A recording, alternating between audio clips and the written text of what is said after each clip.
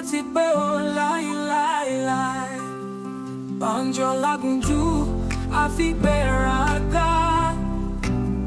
Àìlẹ́tọ̀ eré ní gbogbo ìgbà.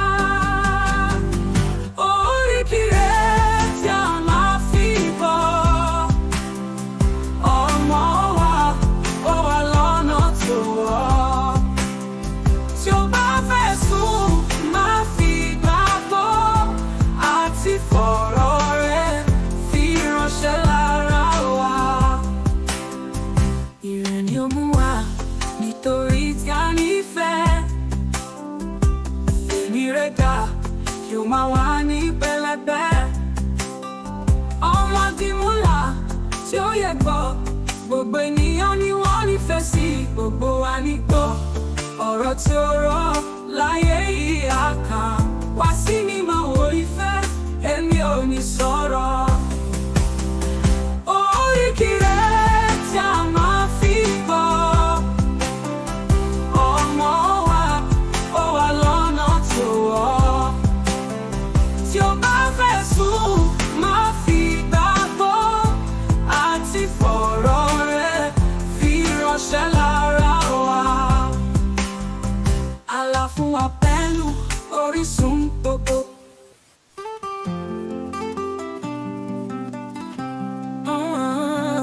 Ọmọ wa tàgbàrà kò lè ní. Ibi tó wà ọ̀rọ̀ rẹ̀ ní níbẹ̀. Ayé níbi gbogbo wa ní nílò. Àdìmúlà yóò ti pé o láíláíláí. Banjo lagunjú àfi gbéraga. Àìlẹ́tọ̀ eré ní gbogbo ìgbà. Oríkì rẹ̀ tí a máa fi bọ̀. Ọmọ wa ó wà lọ́nà tó wọ̀. Tí o bá fẹ́ sùn, má fi gbàgbọ́. Àti fọ̀rọ̀ rẹ̀ fi ránṣẹ́ lára wa. Ire ni ó mú wa nítorí tí a nífẹ̀ẹ́. Èmi rẹ̀ dá yóò máa wà ní pẹ̀lẹ́pẹ̀. Ọmọ dìmúlà tí ó yẹ gbọ́. Gbogbo ènìyàn ni wọ́n nífẹ̀ẹ́ sí. Gbogbo wa ní gbọ́. Ọ̀rọ̀ tí ó rọ̀ láyé yìí á kàn. Wá sí mi máa wo ìfẹ́. Èmi ò ní sọ̀rọ̀. Oríkì rẹ̀ tí a máa fi bọ̀. Ọmọ wa ó wà lọ́nà tó wọ̀. Tí o bá fẹ́ sùn, má fi gbàgbọ́. Àti fọ̀rọ̀ rẹ̀ fi ránṣẹ́ lára wa. Àlà fún wa pẹ̀lú orísun gbogbo.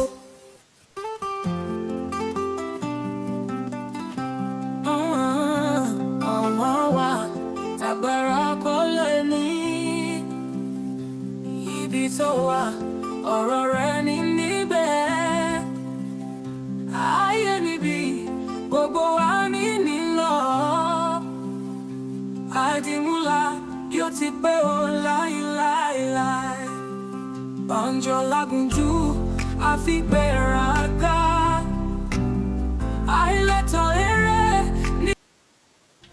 All right, on April the 5th, evil visited Offa, Kwara State when armed robbers shot and killed 33 persons, including policemen, before robbing 5 banks. Nigerians, bandits shot 33 people, including policemen. The CCTV footage of the attack seems like a scene from a tragic movie, and the robbers operated seamlessly for more than an hour. They subdued the personnel at the nearest police station, killed policemen, bank workers, and passers-by. They then blew up bank vaults and emptied them before escaping with their loot. My involvement with the Senate President, we are his boys. We work for him at Kwara South. We are the one that holds Kwara South for him. We have 3 senatorial districts in Kwara State. We have Kwara South, Kwara North, Kwara Central. There are some people in Kwara Central, there are some people in Kwara North, there are some people in Kwara Central too. We've been working for him. It's over. When we are in PDP, it has been long. Can you at least be specific? When he was the governor of Kwara State, we are the one that we mobilize and we are the one that do political arrangements for him. Describe it. For example, we are not supposed, we can't win, we make the Baru arrangement there. We scatter elections if we don't win. We have so many political talks in Kwara Central, in Ilorin. People like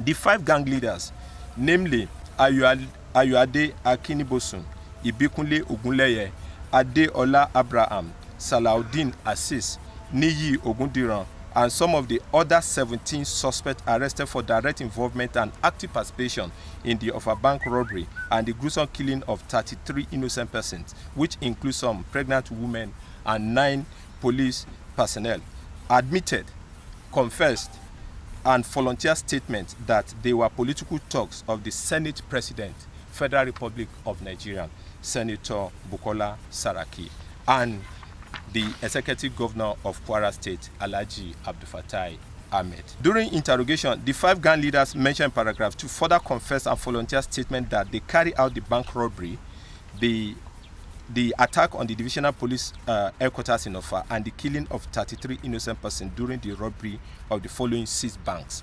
1. First Bank Offa, Guaranteed Trust Bank Offa, Eco Bank Offa, Senate Bank Offa, Union Bank Offa, and Ibilo Microfinance Bank Offa, and the attack on the divisional police headquarters in Offa on the 5th of April 2018.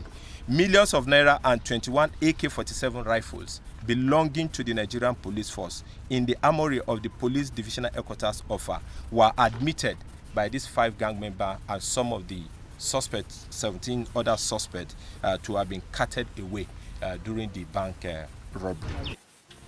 All right, on April the 5th, evil visited. Ẹ kú dédé àsìkò yìí, ẹ̀yin èèyàn wa. Ẹ sì káàbọ̀ sórí ètò tòní.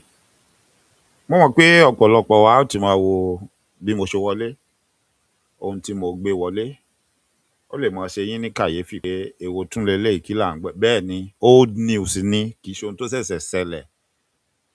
Kì í ṣe ohun tó ṣẹ̀ṣẹ̀ ṣẹlẹ̀, ṣùgbọ́n a ní láti múra wa lọ ká ránra wa létí àwọn tó ti ṣẹlẹ̀ sẹ́yìn tó fẹ́ máa jọ mọ́ bí irú ohun tá à ń rí tó ń ṣẹlẹ̀ lọ́wọ́lọ́wọ́ báyìí, pàápàá jùlọ níbi tá à ń pè ní ìpínlẹ̀ Kwara, nítorí pé mo rí pé gbogbo wa la jáde síta tá a pariwo nígbà tá a gbọ́ pé wọ́n mú àwọn èèyàn kan lápá abì kan wípé wọ́n bá àwọn nǹkan kan lọ́wọ́ wọn. Nígbà tán wá ń béèrè lọ́wọ́ wọn pé báwo ni Iṣu ṣe kú tọ́bẹ bẹ́, bó lẹ ṣe rí gbogbo ohun tó wà lọ́wọ́ yín. A gbọ́ pé wọ́n dárúkọ ìpínlẹ̀ Kwara. Wọ́n sọ pé gbogbo ohun tán bá lọ́wọ́ àwọn àtọ̀dọ̀ ìjọba ìpínlẹ̀ Kwara ló ti wá. A tiẹ̀ tún gbọ́ gan allegedly pé wọ́n ń dárúkọ ọ̀gbẹ́ni kan wípé bóyá Victor àbí whatever tán lórúkọ ẹ̀ ń jẹ́, wípé òun ló kó fáwọn. Bákan náà, tá a bá ṣe àṣìṣe, ẹni tí wọ́n dárúkọ yìí, orúkọ ẹ̀ ti jẹyọ nínú ọ̀rọ̀ kan ní Òkè Ọdẹ tẹ́lẹ̀tẹ́lẹ̀. Ṣé rántí níjọ́ kìíní àná nígbà tí wọ́n lọ ṣọṣẹ́ lókè Ọdẹ tí wọ́n gbẹ̀mí àwọn èèyàn tán dá wàhálà lẹ̀ tán dá rúgúdù lẹ̀. Nígbà tá à ń béèrè pé ó lè jẹ́ àgbà kó mọ̀ ṣe lójú fìrí, kí lẹ rí, kí ló ṣẹlẹ̀, kí làpẹẹrẹ tẹ́ ẹ rí. Nígbà náà lọ́hùn, orúkọ Victor yìí náà ni a padà gbọ́ pé ó jẹ jáde pé òun ló wá gba nǹkan àdáàbòbò tó dàbí pé ó gbẹnu sókè, pé bóyá ohun téèyàn tún lè sọ pé ó yàtọ̀ sí bíi pé agbébọn sakabùlà dání tí àwọn èèyàn wọ̀nyí tí wọ́n ní gẹ́gẹ́ bí àmọ̀ràn tá à ń gbà wọ́n nígbà náà, gẹ́gẹ́ bí àwọn gbólóhùn tá à ń fi ránṣẹ́ sí wọn pé ẹ mọ́ jókòó tẹ́tẹ́rẹ́, ẹ mọ́ sùn kalẹ̀ dekú, ẹ mọ́ ìkú kalẹ̀ dekú. Kò yẹ kó jẹ́ pé ikú kan ó wà tí ó pàgbà tá à ní bá po lórí ẹ̀ ńlẹ̀ níbẹ̀. Ẹ̀yin náà ẹ múra lẹ̀, ẹ gbáradì. Nígbà tán bá ti rí pé lákọlẹ́wà bí ìbọn, ó ṣeé ṣe káwọn gan kẹ́rù mọ́ bà wọ́n àti dédé wá kojú yín, táwọn èèyàn sì gba àmọ̀ràn yín tí wọ́n wá wọ̀rọ̀ kọ̀ fi ṣàdá. Ṣùgbọ́n ọ̀pọ̀lọpọ̀ wa la gbọ́ ńgbà náà pé ẹnìkan wá ńgbà tó kù sáà tó kù díẹ̀ tí wọ́n wàá gbójú ogun kò wọ́n tí wọ́n wàá bá wọn jà. Ẹni náà wá ó gba àwọn nǹkan ìjà nǹkan ìdáàbòbò táwọn èèyàn wọ̀nyí ní lọ́wọ́ wọn, ó gbà ó kó lọ. Allegedly, gẹ́gẹ́ bí ohun tá à ń gbọ́ nísìnyí tọ́pọ̀lọpọ̀ ń sọ pé orúkọ ẹni tán dáńgbà náà ni pé Victor lẹni náà ń jẹ́, ó sì wá láti ilé ìjọba ní ìpínlẹ̀ Kwara, wípé òun ló wá gba gbogbo àwọn nǹkan ìdáàbòbò tó wà lọ́wọ́ àwọn ló wá gbà lọ. Ẹni kan náà là ń gbọ́ allegedly náà pé wọ́n dárúkọ ńgbà tí wọ́n mú àwọn èèyàn tí wọ́n mú, tí àwọn tán àwọn sójà mú, wípé ọkọ̀ ìjọba Kwara ní lọ́wọ́ yín. Tán sì ni wọ́n ń dárúkọ pé ibẹ̀ náà làwọn ti gbà àbọn àti gbogbo nǹkan ìjà tó wà lọ́wọ́ àwọn. Wọ́n sì ní arákùnrin kan náà allegedly Victor yìí náà ń dárúkọ. Ṣùgbọ́n nílẹ̀ tó mọ́ lẹ́ni èmi àtẹ̀yin ohun kan tá a mọ̀ tó dájú ni pé wọ́n ti wá fi yé wa. Kódà ọ̀rọ̀ yìí ti fẹ́ máa lọ́wọ́ ìjọba àpapọ̀ nú, nítorí nígbà tí agbẹnusọ fún ààrẹ orílẹ̀-èdè, ẹni tá a lè pè ní olùbádámọ̀ràn lórí ètò ààbò, tó bá ti lè jáde tó ń sọ authoritatively pé àwọn làwọn ní àwọn èèyàn tí wọ́n mú wọn wọ̀nyí o, àwọn sì ni àwọn ró wọn lágbára, àwọn làwọn kó bọn lé wọn lọ́wọ́, àwọn làwọn fún wọn ní gbogbo tẹ́rí lọ́wọ́ wọn. Bẹ́ẹ̀ ni, ṣùgbọ́n kò ní nǹkan kan ṣe pẹ̀lú ìjọba ìpínlẹ̀ Kwara. Ẹ mọ̀ dé o, nítorí pé kì í ṣe pé àwa parọ́ mẹ́nikẹ́ni ń bí, kì í ṣe pé àwa fẹ̀sùn kan ẹnikẹ́ni. À ń tọ ọ̀rọ̀ bọ́rọ̀ ṣe ń lọ ni, a sì fẹ́ pera wa sákìyèsí. A tún fẹ́ rán wa létí pé ẹ jẹ́ ká rántí pé àwọn àgbà Yorùbá bọ̀ wọ́n ní tá a bá ta ó yẹ ká tọ́, pé tá a bá tọ́ yóò dẹran onídìí o, kó má bàa dẹran onídìí. Òun lélẹ́yìí tí a fẹ́ ṣe lénìí, òun la fẹ́ gbara wa níyànjú, òun la ṣe wá múra wa padà lọ sí orí fọ́nrán tẹ kọ́kọ́ rí, tẹ wò lójú ìran yín àti àwọn gbólóhùn tẹ gbọ́ yẹn pé ó ti ṣẹlẹ̀ rí o. Ohun tó fẹ́ jọmọ́rú ohun tẹ́ ń rí nípínlẹ̀ Kwara kan náà ni. Ní ọdún 2018, in the year 2018, mo sọ lérèfé nínú fọ́nrán kan tí mo ṣe láìpẹ́ mo ní there was an incident at Offa. Actually, that type of event happened twice. It happened twice. The first time it happened, I lost one of my uncles, who happens to be a police officer by the name Adeleke Bamidele. I'm not going to tell you no lies. I don't form stories. I don't tell lies. The first time that similar incident happened in Offa, I have an uncle who happens to be a police officer, very close to me, very dear to me, a vibrant and vigilant officer. He was killed in that event. And I will never forget that. Never in my life will I forget that. And I know nobody can come out and say I'm lying about this, because this is my own personal experience. This is what I witnessed. This is what I knew. And this is a fact that nobody can dispute. Nobody, not even the Kwara State government, not the federal government, not anybody in Nigeria. My uncle was killed at Offa as a serving police officer. The first time. Even when they came and attacked the bank where he was working, he stood his ground, he fought them, he fought gallantly. But when he looked around and found out he was the only one standing, last man standing, everybody is gone, he thought about it. Gẹ́gẹ́ bí ọ̀rọ̀ àwọn bàbá wa, mọ̀jà mọ̀sá là ń mọ akíkanjú lógun. Akíkanjú tó bá mọ̀jà tí ò mọ̀sá, irú wọn máa ń bógun bòmíì lọ ni. He decided to leave them alone because whatever they are trying to take away doesn't belong to him. Why should he be the only one standing there fighting while others are already gone? So he decided to excuse them and he ran away from that spot.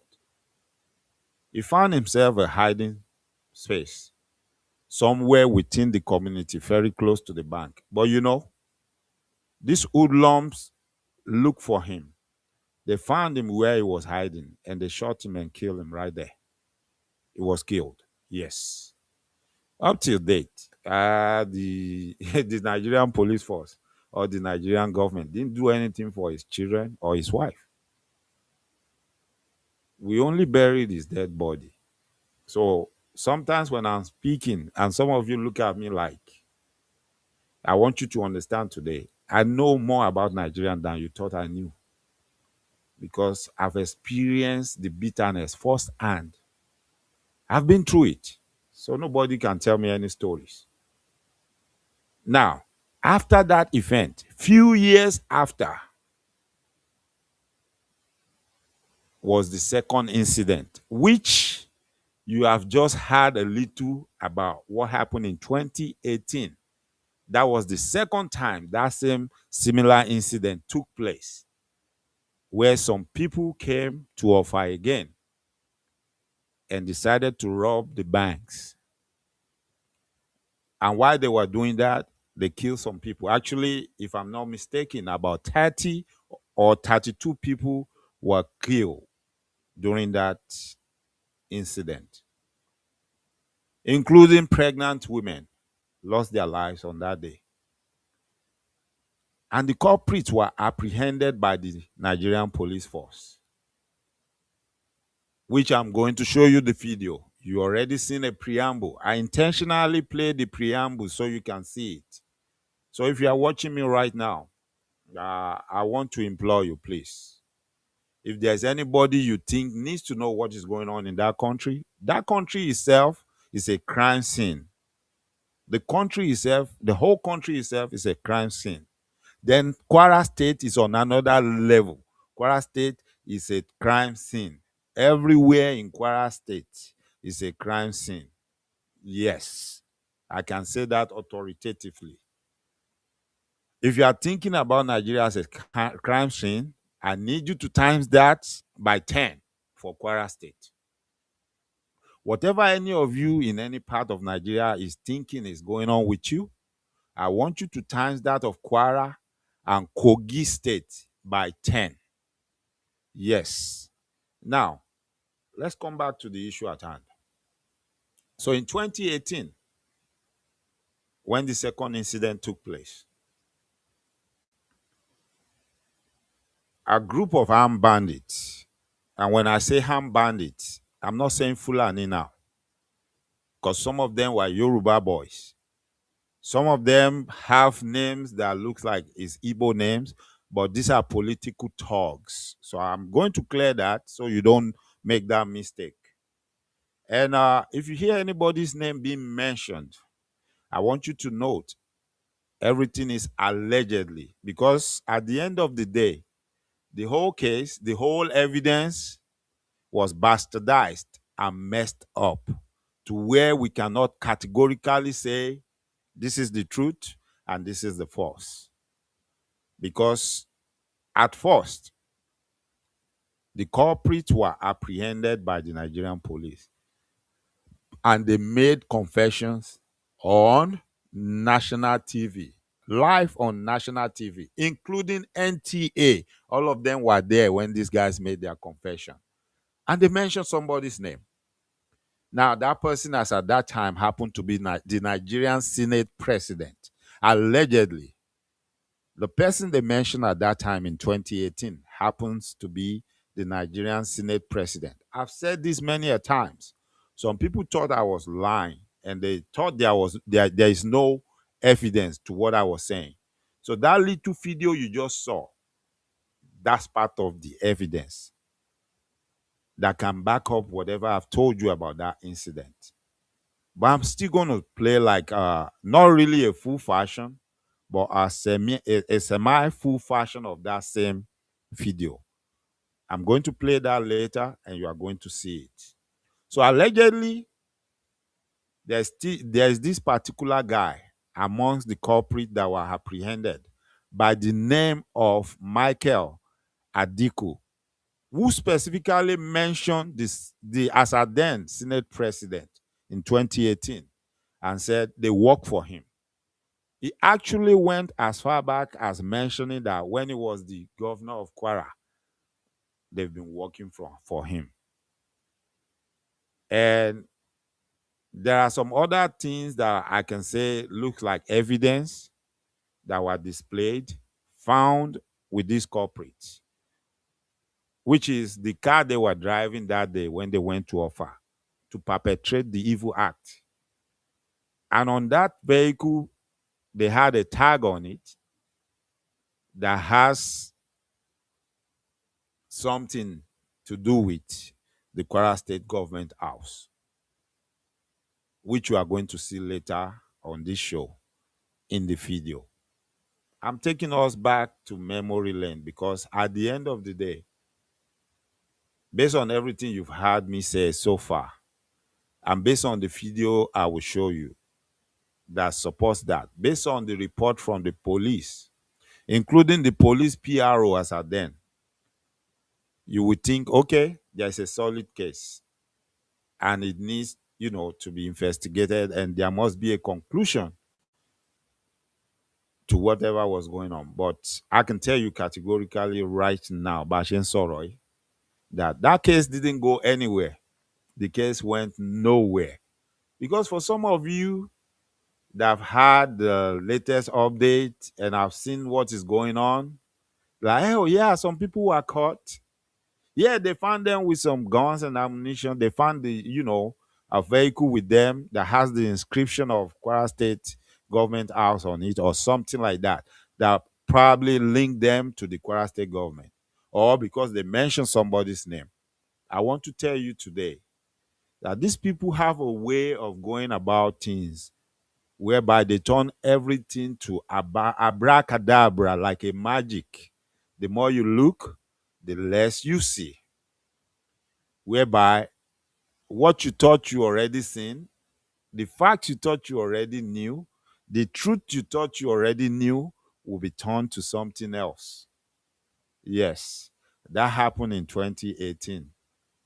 And up to date, I don't know the conclusion of that case. I don't know where, what was the conclusion of that case. Just like all of us are still asking up to date, who killed the late Chief Bola Ige? How did Abiola died? The same magic. The more you look, the less you see. That was the same thing that happened in 2018. Now, without wasting your time, let's go into the program because I really don't want this video to be too long. And at the same time, I want to try as much as possible to make sure I give you the details and the facts. So, lately, it's been in the news. And I've seen some of my other colleagues come out, stage a show and talk so much about how some bandits were caught somewhere in Nigeria and they were found to be in possession of a vehicle that has the insignia of the Kwara State government. And while the military were questioning these culprits, it was allegedly said that they mentioned the Kwara State government as their benefactor. And I also heard from some other source that they actually mentioned somebody's name, whose name was mentioned during the incident at Okeode. And that makes you wonder, like, what's really going on? What's at play here? For most of us that tend to forget about events, let me remind us. Few months back, some hunters from Ilere around the Kwara South axis came out and complained. And this was the time when Gamu was being attacked, Babanla was being attacked. I mean, this was ever before the Okeode incident. A group of hunters came out and they were laying down their complaints. And they said something about, we've gone to the government, we've gone to the chairman of our local government. We are requesting them to aid us and to help us by empowering us so that we can protect our people. But they are not doing that. And then they notify us then. They told us something, which some of us probably already forgot. And I'm going to play the video again to remind us, because we need all to bring all this together. They said, but rather than help us, rather than empower us, they are telling us that they want to give us vigilantes that will be formed by the Kwara State government. And we found out that amongst the people that will be in the vigilantes, we have Miyetti Allah members. And they said they don't want that. Why can't you empower us? This is our people. This is our land. And we are talking about our own security. Why do you want to give us a body of vigilantes that's going to have Miyetti Allah people? These are the same people that we believe comes from the same territory with the people that are troubling us. Ìbéèrè tán béèrè ńgbà yẹn ni pé ẹ ṣe lè ní ká fàparò sí abẹ́ ká máa gbin ọkà. Now, I'm going to play that video because I want you to know that I know what I'm saying and I understand what is going on. I'm not just out here to, just to talk to chase clout, or just for speaking sake, or just because I think I want to be popular. But I'm out here so that we can point out things that some of us might be missing, so that we can show us the missing link. And then all of us as individuals, we can start thinking by ourselves. And we can start putting together what is going on. This script they have written that is playing out before all of us. You don't need me to explain it to you. You don't need me to tell you. If you know how to watch, read, and follow events, you can put things together by yourself. And that way you can actually understand what is going on.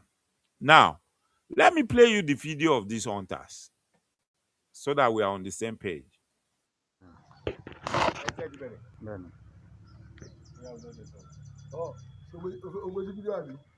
Àwa ọdẹ Ìlérè lápapọ̀, ọ̀dọ́ Ìlérè lápapọ̀ ní Ìlérè district, òun la wá sí local government lánàá ní chairman group appointment pẹ̀lú wa pé anytime òun wà ní Sàárẹ́ káwá bá wọn.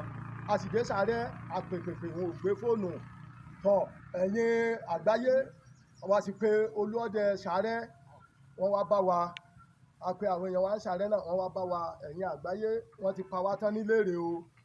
Àwọn bòròró ti pa wá tán Ìlérè o, ẹ gbà wá o, ẹ gbà wá o, àwọn kidnapper ti pa wá tán Ìlérè, ẹ gbà wá o, ẹ ṣàánú wa o. Local government la wà báyìí, gbogbo àwa olóòdẹ ni wọ́n ń lépa káàkiri. Wọ́n wọ Bánkọ́lé níjẹrin mọ́jú jẹta, wọ́n lọ kó olóòdẹ Bánkọ́lé mọ́lé, wọ́n pa á. Lánàá ọwọ́ Akájọlà wọ́n pọ́n lọ ká àwọn ọdẹ wa mọ́lé, wọ́n pààyàn níbẹ̀, òkú wà ńlẹ̀ báyìí la fi wá fi ẹ̀hónú wa hàn. Báyìí gbogbo Ìlérè ti fẹ́ẹ̀ tú tán títí ó fi dé Bánkọ́lé Gànmú bàbá ńlá, wọ́n ti fẹ́ tú wa o, ẹ gbà wá o. Òréké wọ́n ti tú gbogbo bẹ̀, kò sẹ́yàn ní Gànmú, kò sẹ́yàn ní Bánkọ́lé Sàgbẹ̀, gbogbo ẹ ti tú o, ẹ gbà wá o, ẹ gbà wá o, ẹ̀yin àgbáyé ẹ gbà wá o, ẹ gbà wá o, ẹ gbà wá o. Ìgbàgbọ́ ẹ̀ ti la wà Sàárẹ́ la wà yìí o, àgbẹ̀ owó ọ̀dọ́ ẹ gbà wá o. Wọ́n fẹ́ pa wá kẹ́ ẹ má pa wá tán o, ẹ má pa wá tán o, ẹ ṣàánú wa o. Akínyìnbó ìfẹ́ ló dùn, Ọlọ́run ní kí ó bàjẹ́, Ọlọ́run yẹ gbogbo yí padà, àmọ́ abẹ́ alága local government kó ṣàánú wa, ọdẹ ìbílẹ̀ kó ṣàánú wa, kọ́mọ jẹ́ kí ìyà jẹ wá gbé. Nígbà táwa bá fẹ̀mí ara wa kalẹ̀ tí ò sí irinṣẹ́ tí ò sí kankan, akẹ́fẹ̀mí ara wa fi takátì ni, ọlọ́wọ́ fẹ̀mí wa takátì o. Kí alága local government kó wà lónìí kó fi ṣe wá. Lónìí nìsín wọ́n pè àwọn Ìlérè ló pè mí gbà kan dé fẹ́ wọ Sàárẹ́. Túláàsì èmi sì ni chairman gbogbo ìfẹ́ lódùn tí mo jẹ́ olórí àwọn ọlọ́dẹ, àwọn olúọdẹ. Òun ló yẹ ká pè mí, àmọ́ ìdí ń ṣe wọ́n ní Ìlérè, ìdí ń ṣe àwa náà nífẹ̀ẹ́ lódùn, ìdí ń ṣe wá ní Sàárẹ́ district. Èsì ń lé sí ní Ọlọ́run ní fìyà jẹ ní kálukú wa o. Ẹ dákun ẹ bá wa wá nǹkan ṣe sí o, Ọlọ́run ní yóò bàjẹ́ o. Tọ́ gẹ́gẹ́ bí àwọn èèyàn mi bá ṣe sọ, Ọlọ́run ṣàánú wa ní Kwara South ní Ìlérè particularly ojoojúmọ́ náà gbé àwọn èèyàn wa pa, ojoojúmọ́ ni wọ́n kidnap àwọn èèyàn wa. The worst part of it, àwọn bòròró yìí ẹ̀rí wọn, wọ́n lọ sóko, wọ́n kó tòmátì, wọ́n kó ata. Àwọn èèyàn wa, àwọn bàbá wa, wọn ò róko lọ, wọn ò ródò lọ. Ẹ̀dẹ̀ kó Mèyátì Allah wá, kán wá ràn wá lọ́wọ́. Kí ni Mèyátì Allah fẹ́ ṣe? Àwọn ọdẹ tiwa, empower àwọn náà ṣe iṣẹ́ yìí. Lánàá lẹ́yìn meeting tá a ṣe, a pe chairman, wọ́n ní ká máa bọ̀ wá sí Sàárẹ̀. A nígbà wo wọ́n ní at any time. A ti wà ń Sàárẹ̀ ní ṣe past 1 hour, à ń pe chairman kò gbé call. Wọn ò gbé call. Débi tí ó jẹ́ òkè o, àwọn BC ni o, àwọn ti àmọ́ kan àmọ́ ibi táwà. Now, àkókò táwà yìí ó dẹ̀ léwu, ó delicate. A ní láti padà. Tó kí gbogbo ẹ̀yin àgbáyé kẹ́ gbà wá. Ẹ̀yin Yorùbá wa tẹ́ẹ̀kù ní Ògùn, Ìbàdàn, Ọ̀yọ́, Lagos, Èkìtì, Ọ̀ṣun, ẹ dìde o. Ilẹ̀ Yorùbá ó ń bleed o. Àwọn èèyàn wa ojoojúmọ́ náà ń kó lọ tí wọn ò lè dúró. Wọ́n sá kúrò nílùú. The worst part is kẹ́gbọ́n tó wá gbọ́ ni pé oko tí àwọn èèyàn wá fi kalẹ̀, àwọn wèrè wọ́n dẹ̀ ń lọ síbi bẹ̀, wọ́n lọ ń clear. Kí ìjọba ó gbà wá o. Kí ìjọba that's what tàbí wá bá chairman. Ìwọ́n sì nǹkan tá a dìbò yàn fún nìyẹn. Ipe òkè láti his primary duty láti protect the life and property of the locals. Àwọn ọdẹ ẹgbẹ́ orúkọ wọn, ti kankan fún wọn, train àwọn kan pé forest guard. The next thing ẹ kó AK-47 fún àwọn Mèyátì Allah. Mèyátì Allah nílẹ̀ Yorùbá. Kí ni Mèyátì Allah fẹ́ wá ṣe fún wa? Mo fẹ́ nígbàgbọ́ pé gbogbo wa là ń gbọ́ ohun tí àwọn bàbá yìí ń sọ. Ẹ máa dé ọ̀rọ̀ kan tí wọ́n sọ pé wọ́n ní wọ́n kó ìbọn fún àwọn Mèyátì Allah.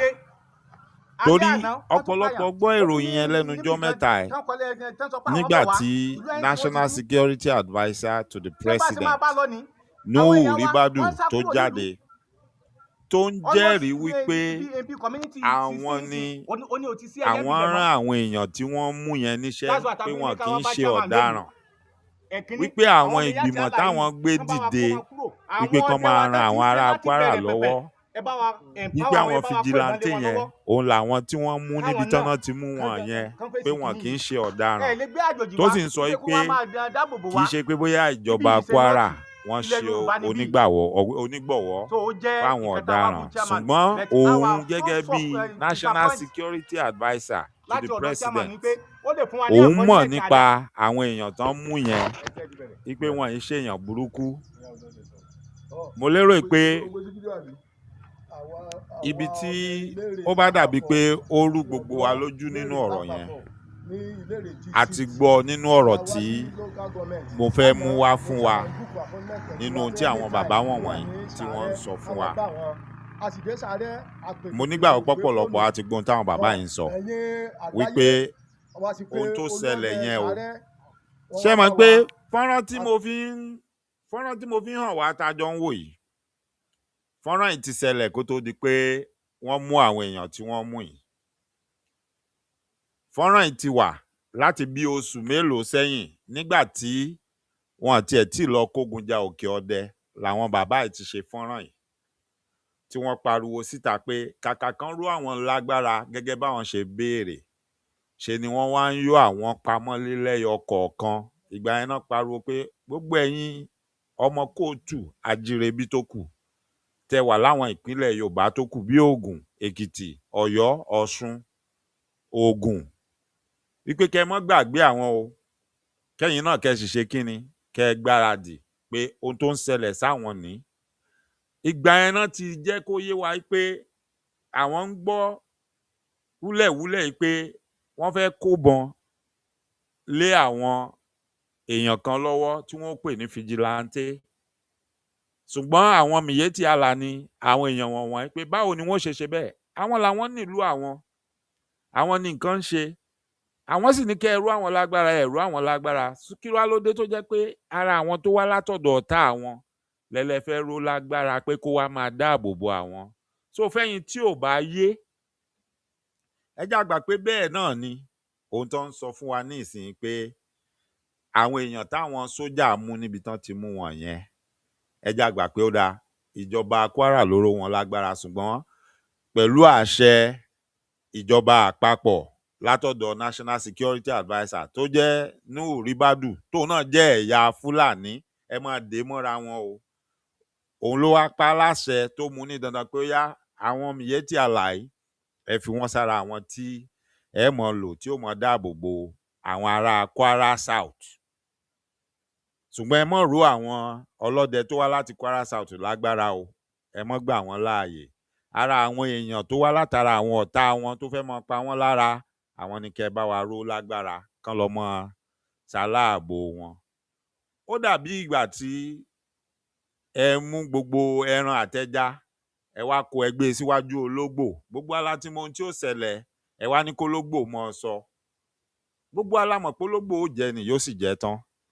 Tá a bá wá ń bira wa pé aburú tó ń ṣẹlẹ̀ ní Kwara South látìgbà tí ìṣẹ̀lẹ̀ tó ti ń ṣẹlẹ̀ tá a bá ní kò lọ́wọ́ ìjọba nú àtijọba àpapọ̀ àtijọba ìpínlẹ̀ Kwara a jẹ́ pé ọ̀bàyéjẹ́ èèyàn aláburú èèyàn lèmi àti yín tá a bá sọ bẹ́ẹ̀ nítorí pé ẹ̀rí ti fojú hàn sìn tó bá jẹ́ pé allegedly tẹ́lẹ̀ tó bá jẹ́ wọ́n ní wọ́n pé ni tó bá jẹ́ àwọn bàbá ọlọ́dẹ là ń sọ pé wọ́n sọ bẹ́ẹ̀ tẹ́lẹ̀ pẹ̀lú ohun tí Ribadu tó jáde tó wá sọ lẹ́nu ọjọ́ mẹ́ta yìí ó ti fojú hàn yìí pé àjọmọ̀ gbogbo wọn ni.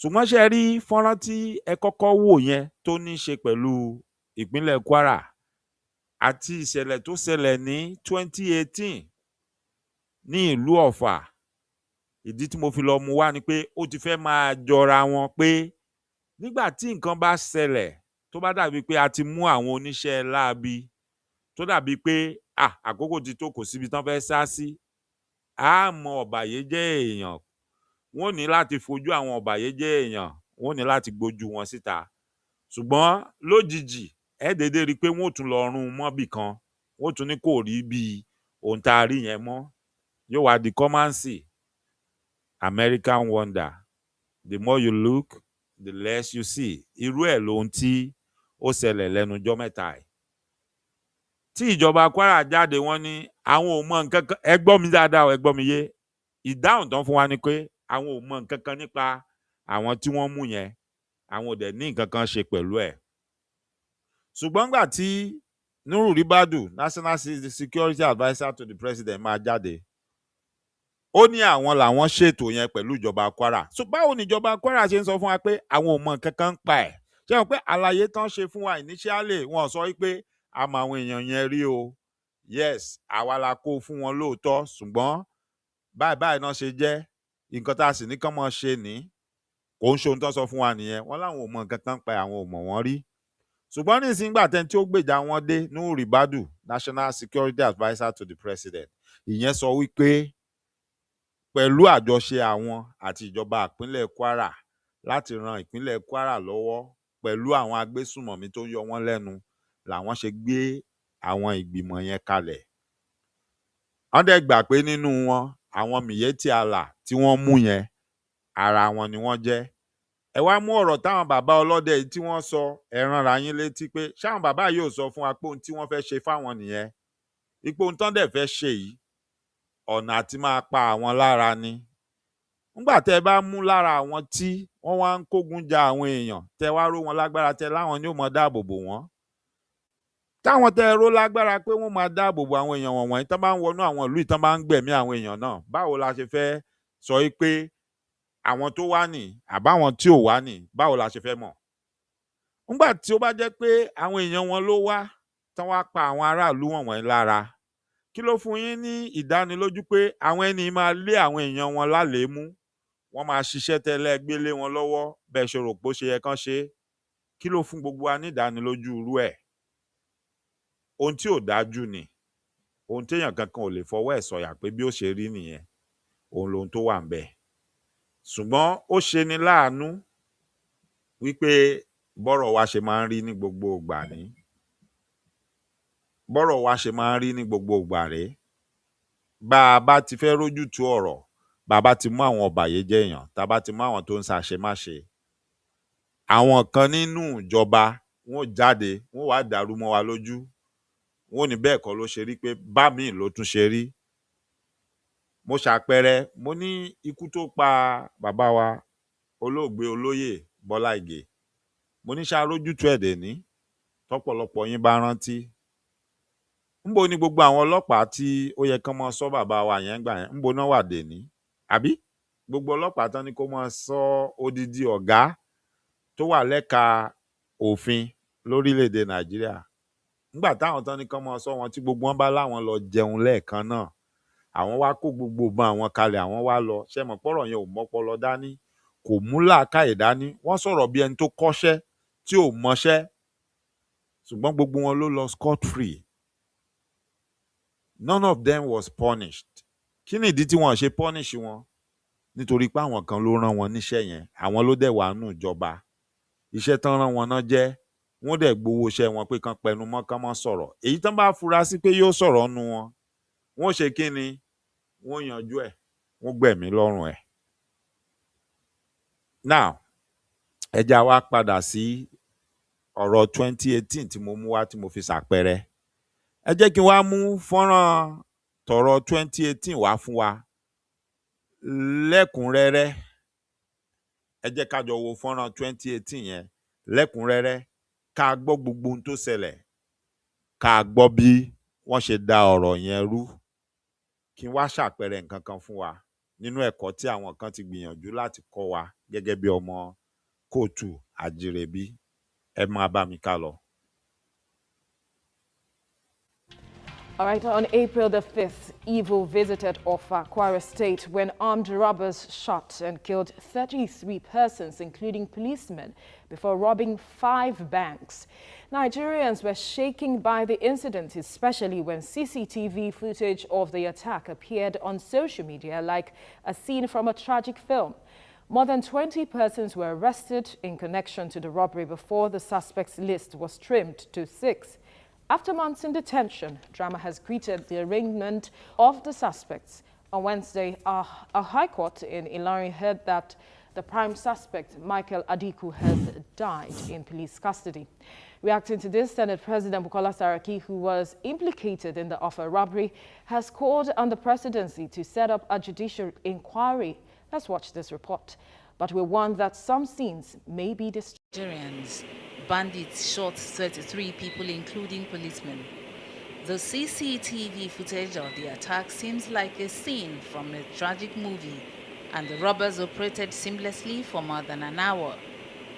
They subdued the personnel at the nearest police station, killed policemen, bank workers, and passers-by. They then blew up bank vaults and emptied them before escaping with their loot. Police later arrested the suspects, and after months of detention, we now know that the prime suspect, a former police officer, is dead. At the beginning of their trial in Ilorin, the prosecutor told the court that Michael Adiku died in police custody. The other 5 suspects appeared in court, but without legal representation. We were informed by the police headquarters that the first accused person, who happened to be the ringleader as referred to by the police, that is dead. Normally, his name is on our charge sheet as the first accused person. Security post bank. So we have no choice in the circumstance than to amend the charge to remove àwọn èèyàn tó ń ṣiṣẹ́ ní báǹkì yẹn tí wọ́n release kingpin to Senate President Bukola Saraki, deepening the already sour relationship between Mr. Saraki and the police boss Ibrahim Idris. The Senate President denies the accusations. The death of the prime suspect now puts a fresh spin. Ẹlẹ́ẹ̀kejì, ṣé ọ̀pọ̀lọpọ̀ wa gbọ́ ohun tí wọ́n sọ pé ó ṣẹlẹ̀ pẹ̀lú arákùnrin tí ó sọ̀rọ̀ tó sọ pé mò ń sọ̀rọ̀ nípa ẹni tó lanu ẹ̀ tó kà tó sọ pé báwọn ṣe jẹ́ nì. My involvement with the Senate President, we are his boys. We work for him at Kwara South. We are the one that holds Kwara South for him. We have 3 senatorial districts in Kwara State. We have Kwara South, Kwara North, Kwara Central. There are some people in Kwara Central, there are some people in Kwara North, there are some people in Kwara Central too. Sure. We've been working for him. It's over. When we are in PDP, it has been long. Can you at least be specific? When he was the governor of Kwara State, we are the one that we mobilize, and we are the one that do political arrangements for him. Describe it. For example, where we are not supposed, where we can't win, we make the Baru arrangement there. We scatter elections if we don't win.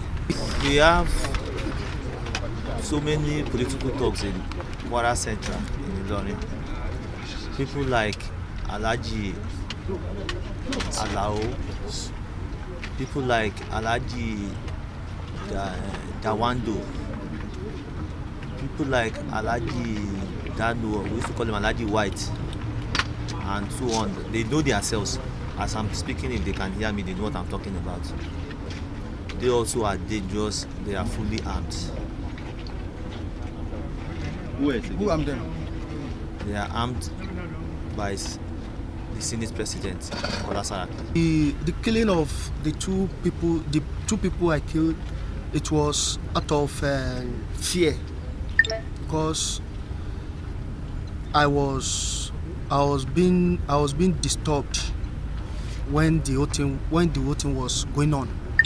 I was in the front of the bank when they started shouting. Louder. When they started shouting thief, and started carry the stone, threw the stone, and then the stone knocked me. So that is why.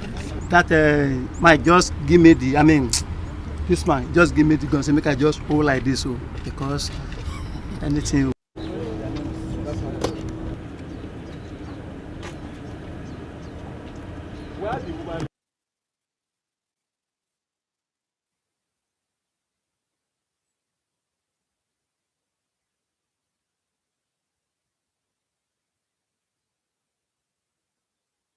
ẹ máa wo fọ́nrán yìí, ẹ jẹ́ á tẹ̀síwájú.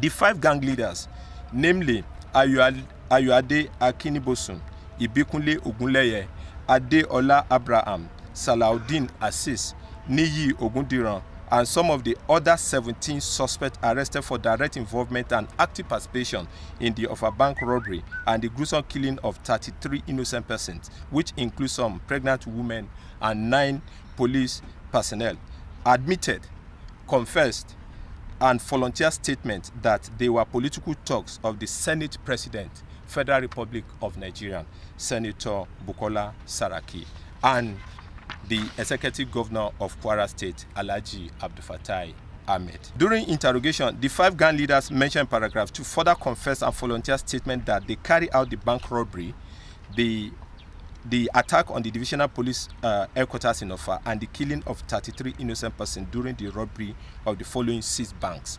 1. First Bank Offa, Guaranteed Trust Bank Offa, Eco Bank Offa, Senate Bank Offa, Union Bank Offa, and Ibilo Microfinance Bank Offa, and the attack on the divisional police headquarters in Offa on the 5th of April 2018.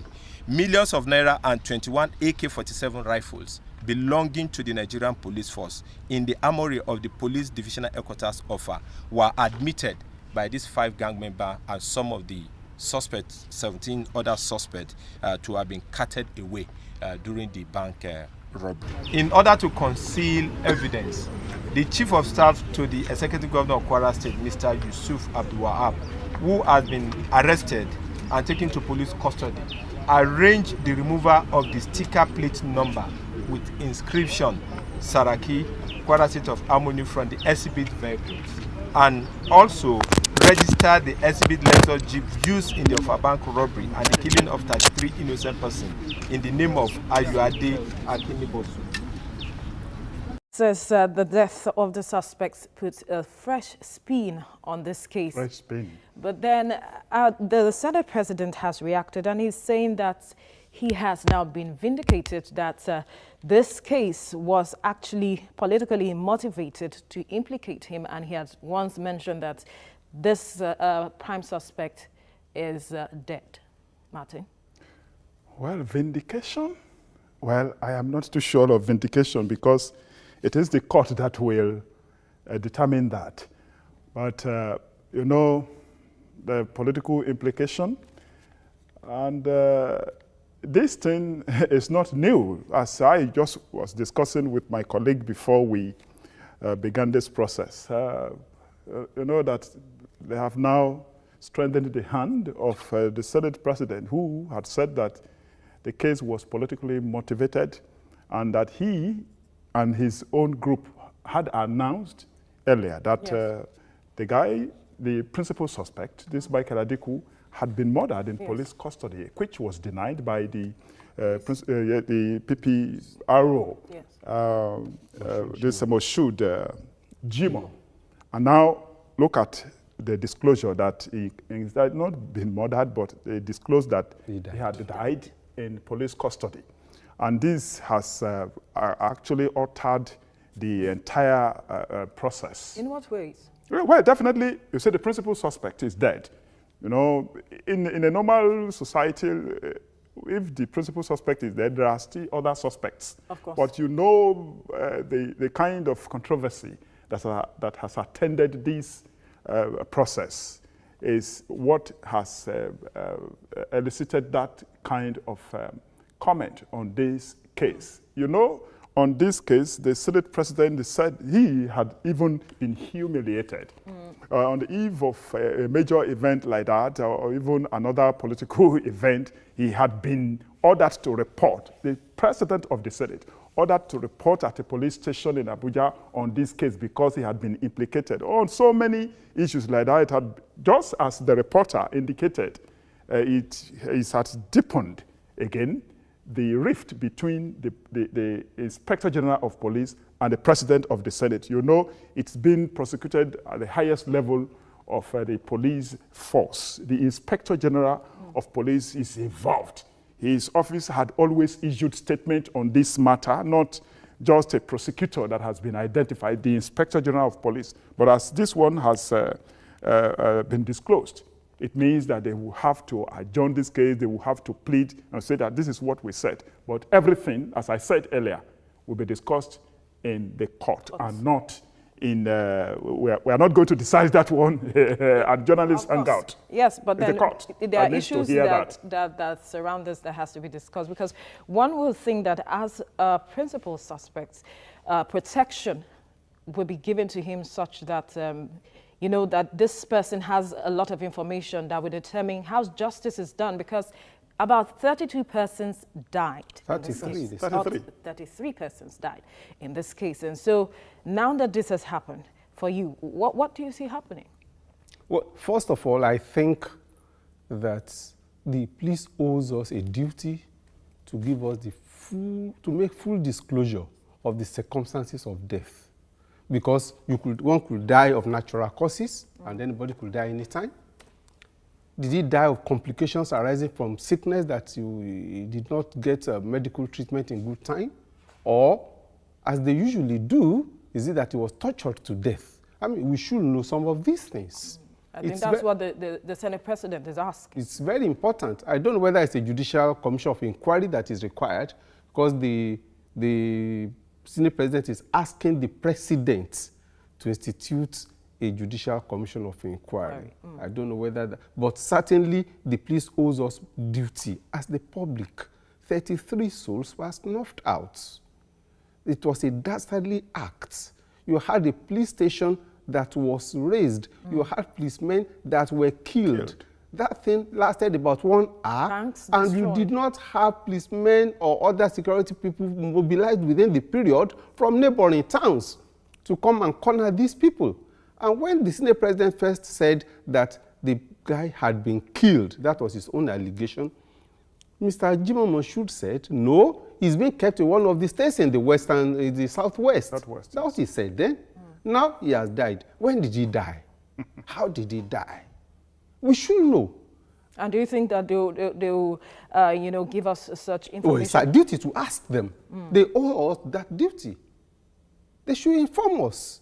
It's public interest. It's not police versus Saraki.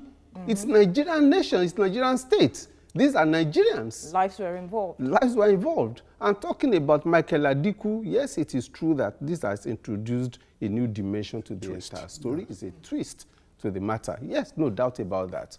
But even then, like he said, in other crimes, it will not kill the matter because it's a crime against the states. And you have some of the other suspects who have been arrested. If the police is alive to its responsibility, they will be able to take the investigation further and ensure that there is swift prosecution. 7 months is gone down the line. Not a step has been taken. 7 months down the line.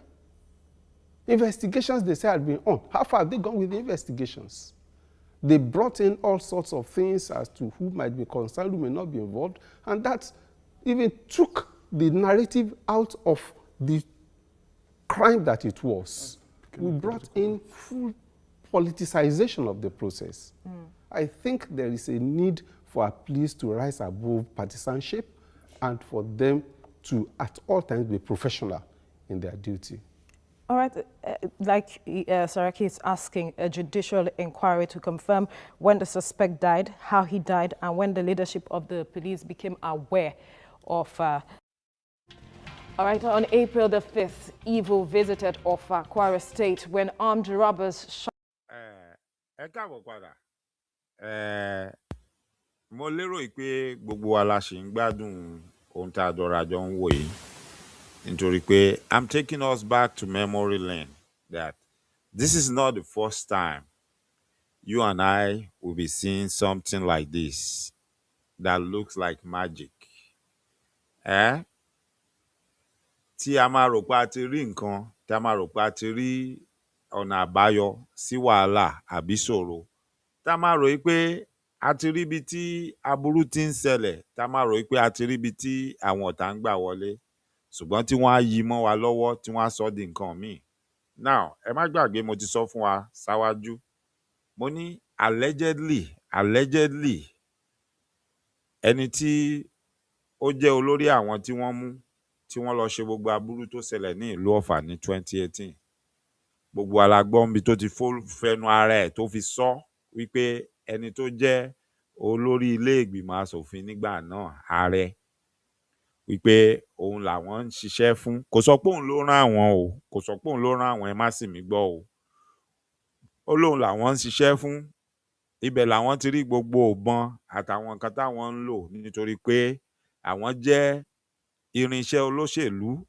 Ó dẹ̀ fẹnu ara ẹ̀ sọ, ó láwọn náà máa fi ń da ìbò rú ní Kwara South, pé gbogbo ibi táwọn bá ti mọ̀ pé àwọn ò ní wọlé, àwọn làwọn máa lọ ń dabẹ̀ rú táwọn á dá wàhálà lẹ̀.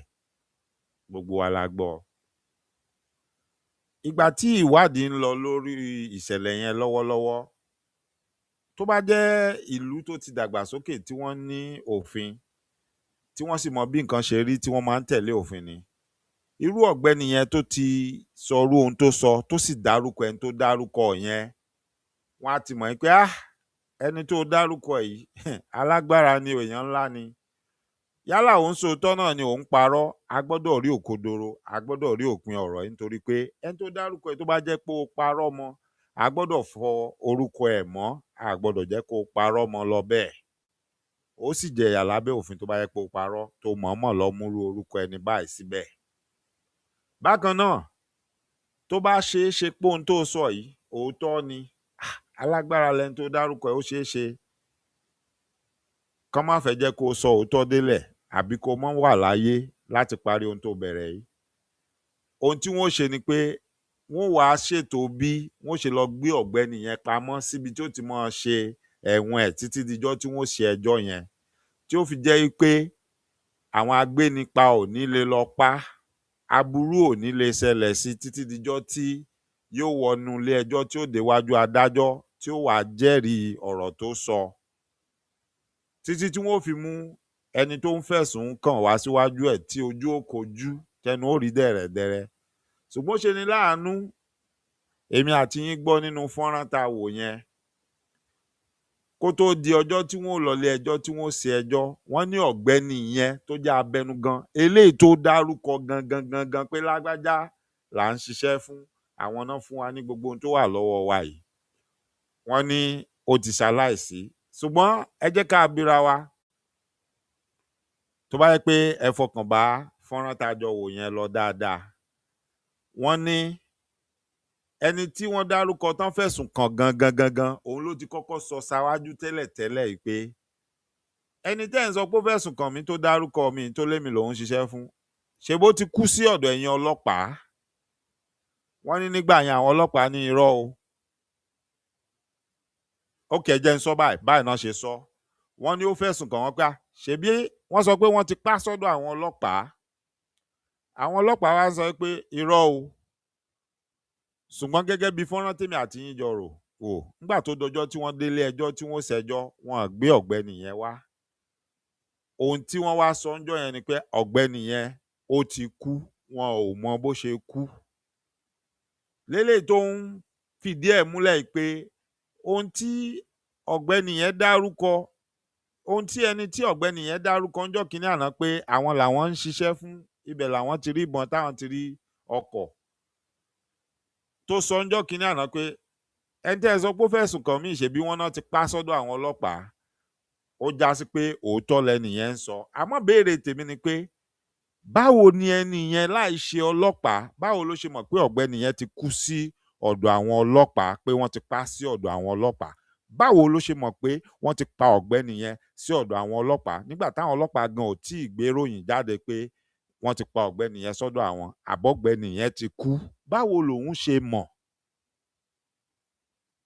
Ṣé ti rárá ohun tí à ń sọ nípa orílẹ̀-èdè tí wọ́n ń pè ní Nàìjíríà? Àwọn nǹkan kan wà, kò sí rúpò tó wù kó wà, kò sí bó ṣe wù kó jẹ́, pàápàá jùlọ tó bá jẹ́ pé ọ̀rọ̀ yẹn orúkọ ẹ jẹyọ níbẹ̀, nǹkan àṣírí ló máa jẹ́, kò yẹ kí o mọ bó ṣe ń lọ.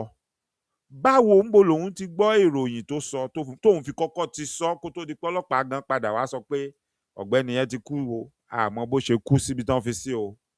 Ṣùgbọ́n òun ti kọ́kọ́ sọ tó ní ẹ̀ tẹ́ ń sọ pé ó fẹ̀sùn kàn wá yìí, ṣebí wọ́n ti pa sọ́dọ̀, òun sọ pé wọ́n ti pa sọ́dọ̀ àwọn ọlọ́pàá, lélẹ̀ tó ń tọ́ka sí pé ó ṣeé ṣe kó jẹ́ pé àwọn ọlọ́pàá fẹ́ lu ọ̀gbẹ́ni yẹn láti parọ́ mọ́ òun, ṣùgbọ́n torí pé wọ́n ti jẹ́ kó sọ nǹkan tán fẹ́ kó sọ tán, wọ́n ti wá pa báyìí, ó sì ti sọ nǹkan tó sọ ọ́ lẹ̀. Ṣùgbọ́n ọlọ́pàá ní kò rí bẹ́ẹ̀, ṣùgbọ́n ọjọ́ tán délé ẹjọ́, ọlọ́pàá padà wá sọ pé ọ̀gbẹ́ni yẹn ti kú o, níbi tá a fi sí a sì mọ bó ṣe kú. Ṣe rí pé ọ̀rọ̀ yẹn ti da ojúrú láàrin yẹn.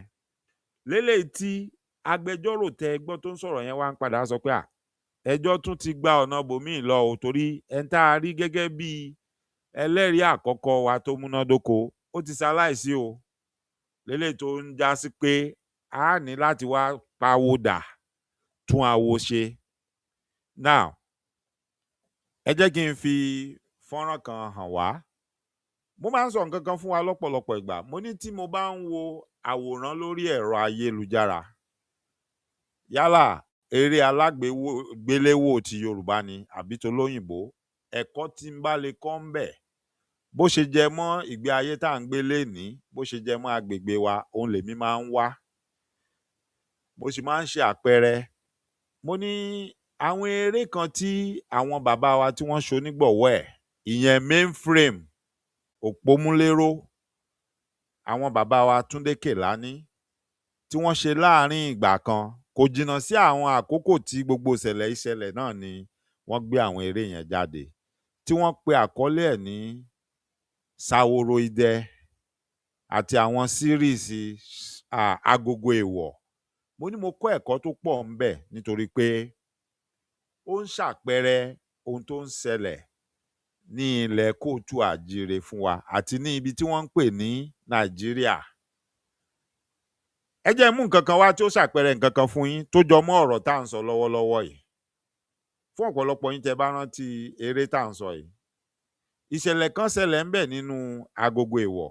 Kó lè yé wa dáadáa, ẹ jẹ́ ń rọra kọ́kọ́ ṣàlàyé díẹ̀ kí n tó fi fọ́nrán yìí sí, nítorí pé ó lè má yé ọ̀pọ̀lọpọ̀ wa torí àmọ́ ibi tó ti bẹ̀rẹ̀, kó wá lè yé wa. Nígbà tí ọba Adébọ̀sípò tó bọ́ sórí oyè tó lóun fẹ́ túlùú ṣe, ara ohun tó kọ́kọ́ dojúkọ ni ẹ̀sùn oríṣiríṣi tí àwọn aráàlú ń gbé wá nípa aburú tí àwọn olóyè ti ṣe kalẹ̀ kóun tó dórí oyè. Lélẹ̀ tó wá ń jẹ́ kí àwọn èèyàn má fẹ́ nígbàgbọ́ nínú ìjọba tóun lóun fẹ́ wá ṣe, pé nǹkan kan ní gbogbo yín, ṣèbẹ́ wá parọ́ fún wa ni. Ẹ mú kí gbogbo wa tá wà lórí ètò tá a ti kọ́mẹ́ǹtì tí mò ń rí kọ́mẹ́ǹtì wa ń bẹ̀. Ẹ ṣé gan ni, mo dúpẹ́. Mo kí yín Ìyáàfin Fúnkẹ́ Ìyálájé, ẹ ṣé gan ni. Àbàbá mi Kẹ́hìndé Hòsénì Salimon, mo kí yín, ẹ ṣé gan ni, ẹ kú àdúrótì, ẹ kú gbogbo ìgbà. Ẹ bá wa pín ètò ìdébi tó bá yẹ kó dé, nítorí pé ohun tó yẹ kí gbogbo ọ̀pọ̀lọpọ̀ tó fẹ́ máa dá sí ọ̀rọ̀ Kwara, tí wọ́n mọ̀ pé ọ̀pọ̀lọpọ̀ nǹkan wà lábẹ́ aṣọ táwọn ò mọ̀, ọ̀pọ̀lọpọ̀ nǹkan wà tí ò yé àwọn, tí wọ́n ń ròyìn pé ọ̀lẹ amukun mẹ́kọ ni ọ̀pọ̀lọpọ̀ àwa ọmọ kóòtù àjíire tá wà nípìnlẹ̀ Kwara, tí wọ́n mọ̀ pé torogún ìyá èèyàn bá ju ìyá èèyàn lọ, ìyá là á pè é. Tí wọ́n mọ̀ pé ìyà tó ń jẹ gbogbo ọmọ kóòtù àjíire tó wà ní Kwara tá dàbí ọ̀lẹ, pé ó lọ́wọ́ ìjọba àpapọ̀, ó lọ́wọ́ àwọn ẹ̀gbọ́n yín, àwọn ìjọba yín tó wà ní gbogbo ìpínlẹ̀ ní ilẹ̀ Yorùbá lọ́wọ́, gbogbo wọn jọ mọ̀ sí ni. Wọ́n jọ ń dáwọ́ jọ fìyà jẹ àwọn tó wà nípìnlẹ̀ Kwara tán jẹ́ kóòtù àjíire ni. So bẹ́ẹ̀ bá jáde, ẹ bá ń sọ̀sọ́kúsọ, bẹ́ẹ̀ ń sòkò ọ̀rọ̀ sí gbogbo àwọn tó ń pera wọn ní ọmọ kóòtù àjíire nípìnlẹ̀ Kwara, kò yé yín ni. Kó lè yé yín làwa ó ṣe máa mú àwọn ẹ̀rí wá fún yín. Mo ti jẹ́ ó yé yín. Ẹ gbọ́ gbogbo ohun tí àwọn ọlọ́dẹ yẹn sọ ń gbà yẹn kó tó di pé àṣírí tó tú ìwà tú, ni wọ́n ti sọ fún yín pé ohun táwọn gbọ́ pé wọ́n fẹ́ ṣe nìyẹn. Tán dẹ̀ pariwo tán náwọn ò gbà. Ẹ jọ, ṣé àwọn ọlọ́dẹ yẹn tó jáde tán gbórúkọ ojú wọn síta tí wọ́n sọ̀rọ̀, ṣé ojo ni wọ́n, ṣé ọ̀lẹ ni wọ́n, ṣọ́ máa lè ni wọ́n, ṣé wọn ò mú tán ṣe? Tọ́pọ̀lọpọ̀ ó jáde tí ò ní ẹ lọ́mọ ọ̀ràn, ẹ ti pera yín láwúsá, ẹ̀yin lẹ sọ pé Fúlàní ni yín. Ẹlòmíì gan tí ò mọwọ́ ọ̀tún yàtọ̀ sósì náà jáde, a máa sọ̀rọ̀, wọn a máa sọ̀sọ́kúsọ ń gbòòrò ẹnu. Now, ká padà sórí ohun tí à ń bá bọ̀. Ẹ má bínú. Bàbá ọba àgbà náà nínú eré tá à ń sọ yìí, Bọ̀sípò, ó wá ṣèpinnu pé fún gbogbo àṣemáṣe tóun gbọ́ pó ṣẹlẹ̀, kódà tó tún ṣẹlẹ̀ nígbà tóun gangan tóun fẹ́ bọ́ sórí ipò, pé wọ́n tún ní wọ́n lu jìbìtì, wọ́n gba owó lọ́wọ́ àwọn èèyàn. Ó sì bí wọ́n jẹ́wọ́, ó wá ní ó dáa. Òun mọ̀ pé wọ́n ní nǹkan kan wà tí àwọn baba ńlá baba àwọn máa ń lò tán máa fi ń wádìí nǹkan tó bá rújú. Wípé nǹkan kan wà tí wọ́n ń pè ní agogo èèwọ̀. Òun fẹ́ jí dìde, òun fẹ́ gbé jáde. Pé gbogbo ẹ̀yin tẹ́ fẹ́ bá òun ṣiṣẹ́, tẹ́ fẹ́ rọ̀gbà yìí ń ká yìí, ẹ búra, wọ́n gbé agogo èèwọ̀ jáde, ẹ búra, wọ́n sì lu agogo èèwọ̀. Lélẹ̀ tó já sí pé bá agogo èèwọ̀ yẹn bá ń ṣiṣẹ́ tó bá rí bọ́n ṣe ló ṣe rí, èyí tó bá parọ́ nínú yín tó búra èké, àṣírí ẹ̀ máa tú níjọ́ yẹn. Ohun tẹ́ wá fẹ́ rí nínú fọ́nrán yìí ni pé ohun tó ṣẹlẹ̀ nígbà tí wọ́n rí pé wọ́n fẹ́ gbé agogo èèwọ̀ jáde, àṣírí àwọn máa tú. Wọ́n dẹ̀ mẹ́ni tó máa jẹ́ alákòóso tó dẹ̀ máa wà nídìí agogo èèwọ̀. Ìgbàgbọ́ wọn ni pé agogo èèwọ̀ gbọ́dọ̀ jáde. Wọ́n fẹ́ jí agogo èèwọ̀ yẹn gbé, wọ́n fẹ́ lọ gbé e pamọ́. Bí wọ́n bá rí jí gbé, ẹni tó mojú ìléjà ẹ̀, tó mojú tọ́ ẹ̀, tó mọ bí wọ́n ṣe ṣe, wọ́n fẹ́ rán agbé nípa pé ẹ lọ jí kíní ìgbé, tẹ́ ẹ bá rí jí gbé, ẹ pa arákùnrin yẹn. Tẹ́ bá ti pa, kò sí nǹkan tó ń já agogo èèwọ̀ mọ́, kò ní sẹ́ni tí ó mọ̀ nípa ẹ̀ mọ́. Òun ni fọ́nrán tẹ́ fẹ́ wò yìí. Ṣùgbọ́n gbà tó yí wọn lọ́wọ́, tíṣẹ́ tí wọ́n fẹ́ lọ ṣe tí wọ́n rí ṣe, tí ò rí bẹ́ẹ̀.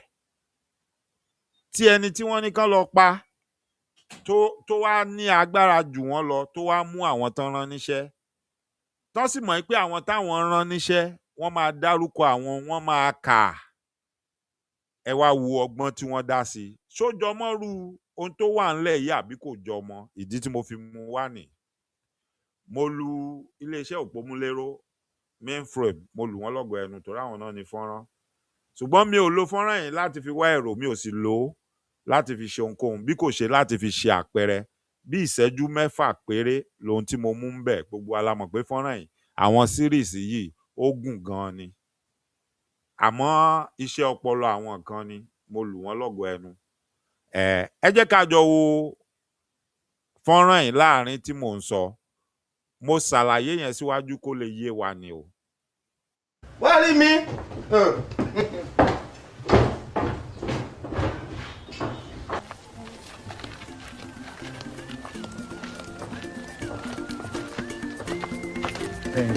àrẹsẹ̀ ńgbà ẹ bá ti rí agogo ìwọ̀ ọ̀hún ẹ dì sínú àpò yìí ẹ wé lókun dáadáa o ẹnìkan tó gbọ́dọ̀ mọ tẹ́ di bẹ́ẹ̀ mo fọlọ́run sí ẹ gbé padà wá bá mi ní o.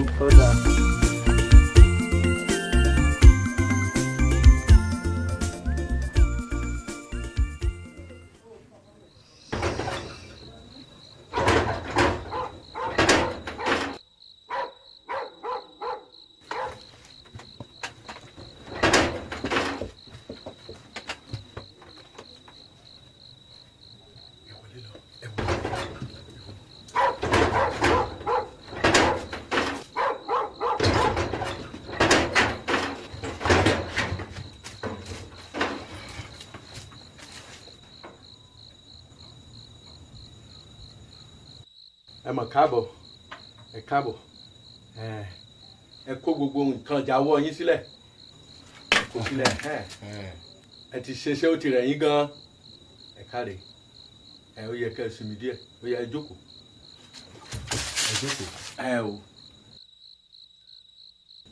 ó yá ẹ mọ̀ sùn àsùn fọ́nfọ́n ti fọ́n ẹ sùn gbé orí ọmọdé.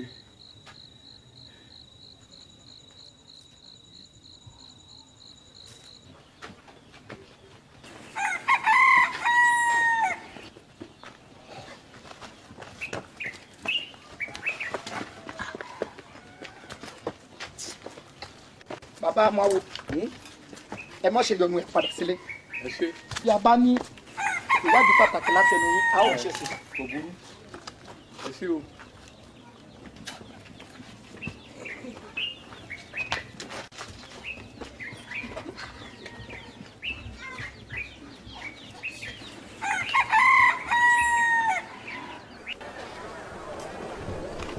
ìyá olóúnjẹ lásàrò ọ̀tà sí ìrètí yín ó ga o. ẹ má bínú nǹkan kan ló ṣẹlẹ̀.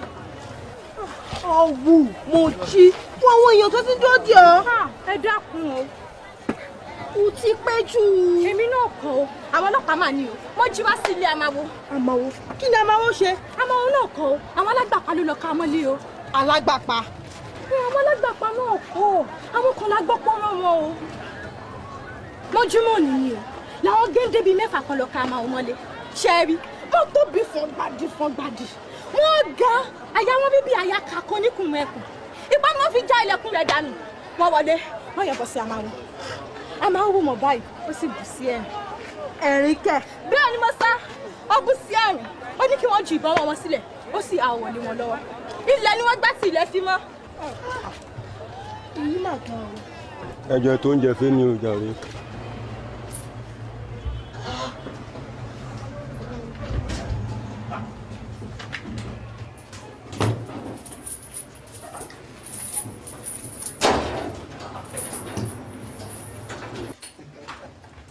sẹ́ríkì balógun wàhálà ti bẹ́ o wọn ò dá máa wó pa o wọ́n ti mú àwọn tá a rán lọ o.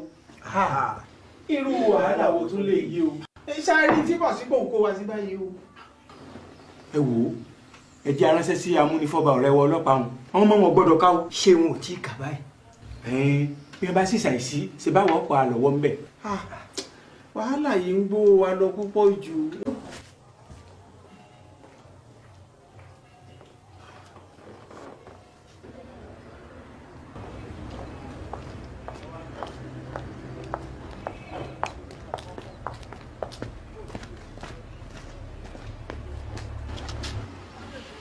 Ǹgbọ́ kí ló ṣẹlẹ̀ amúnifọ́ba?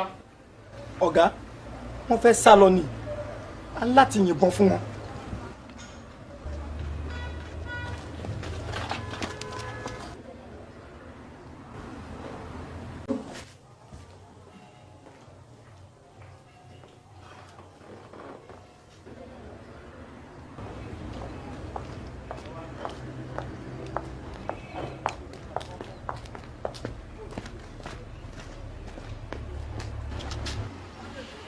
Ǹgbọ́ kí ló ṣẹlẹ̀ amúnifọ́ba? Ọ̀gá, wọ́n fẹ́ sá lọ ni. A ní láti yìnbọn fún wọn.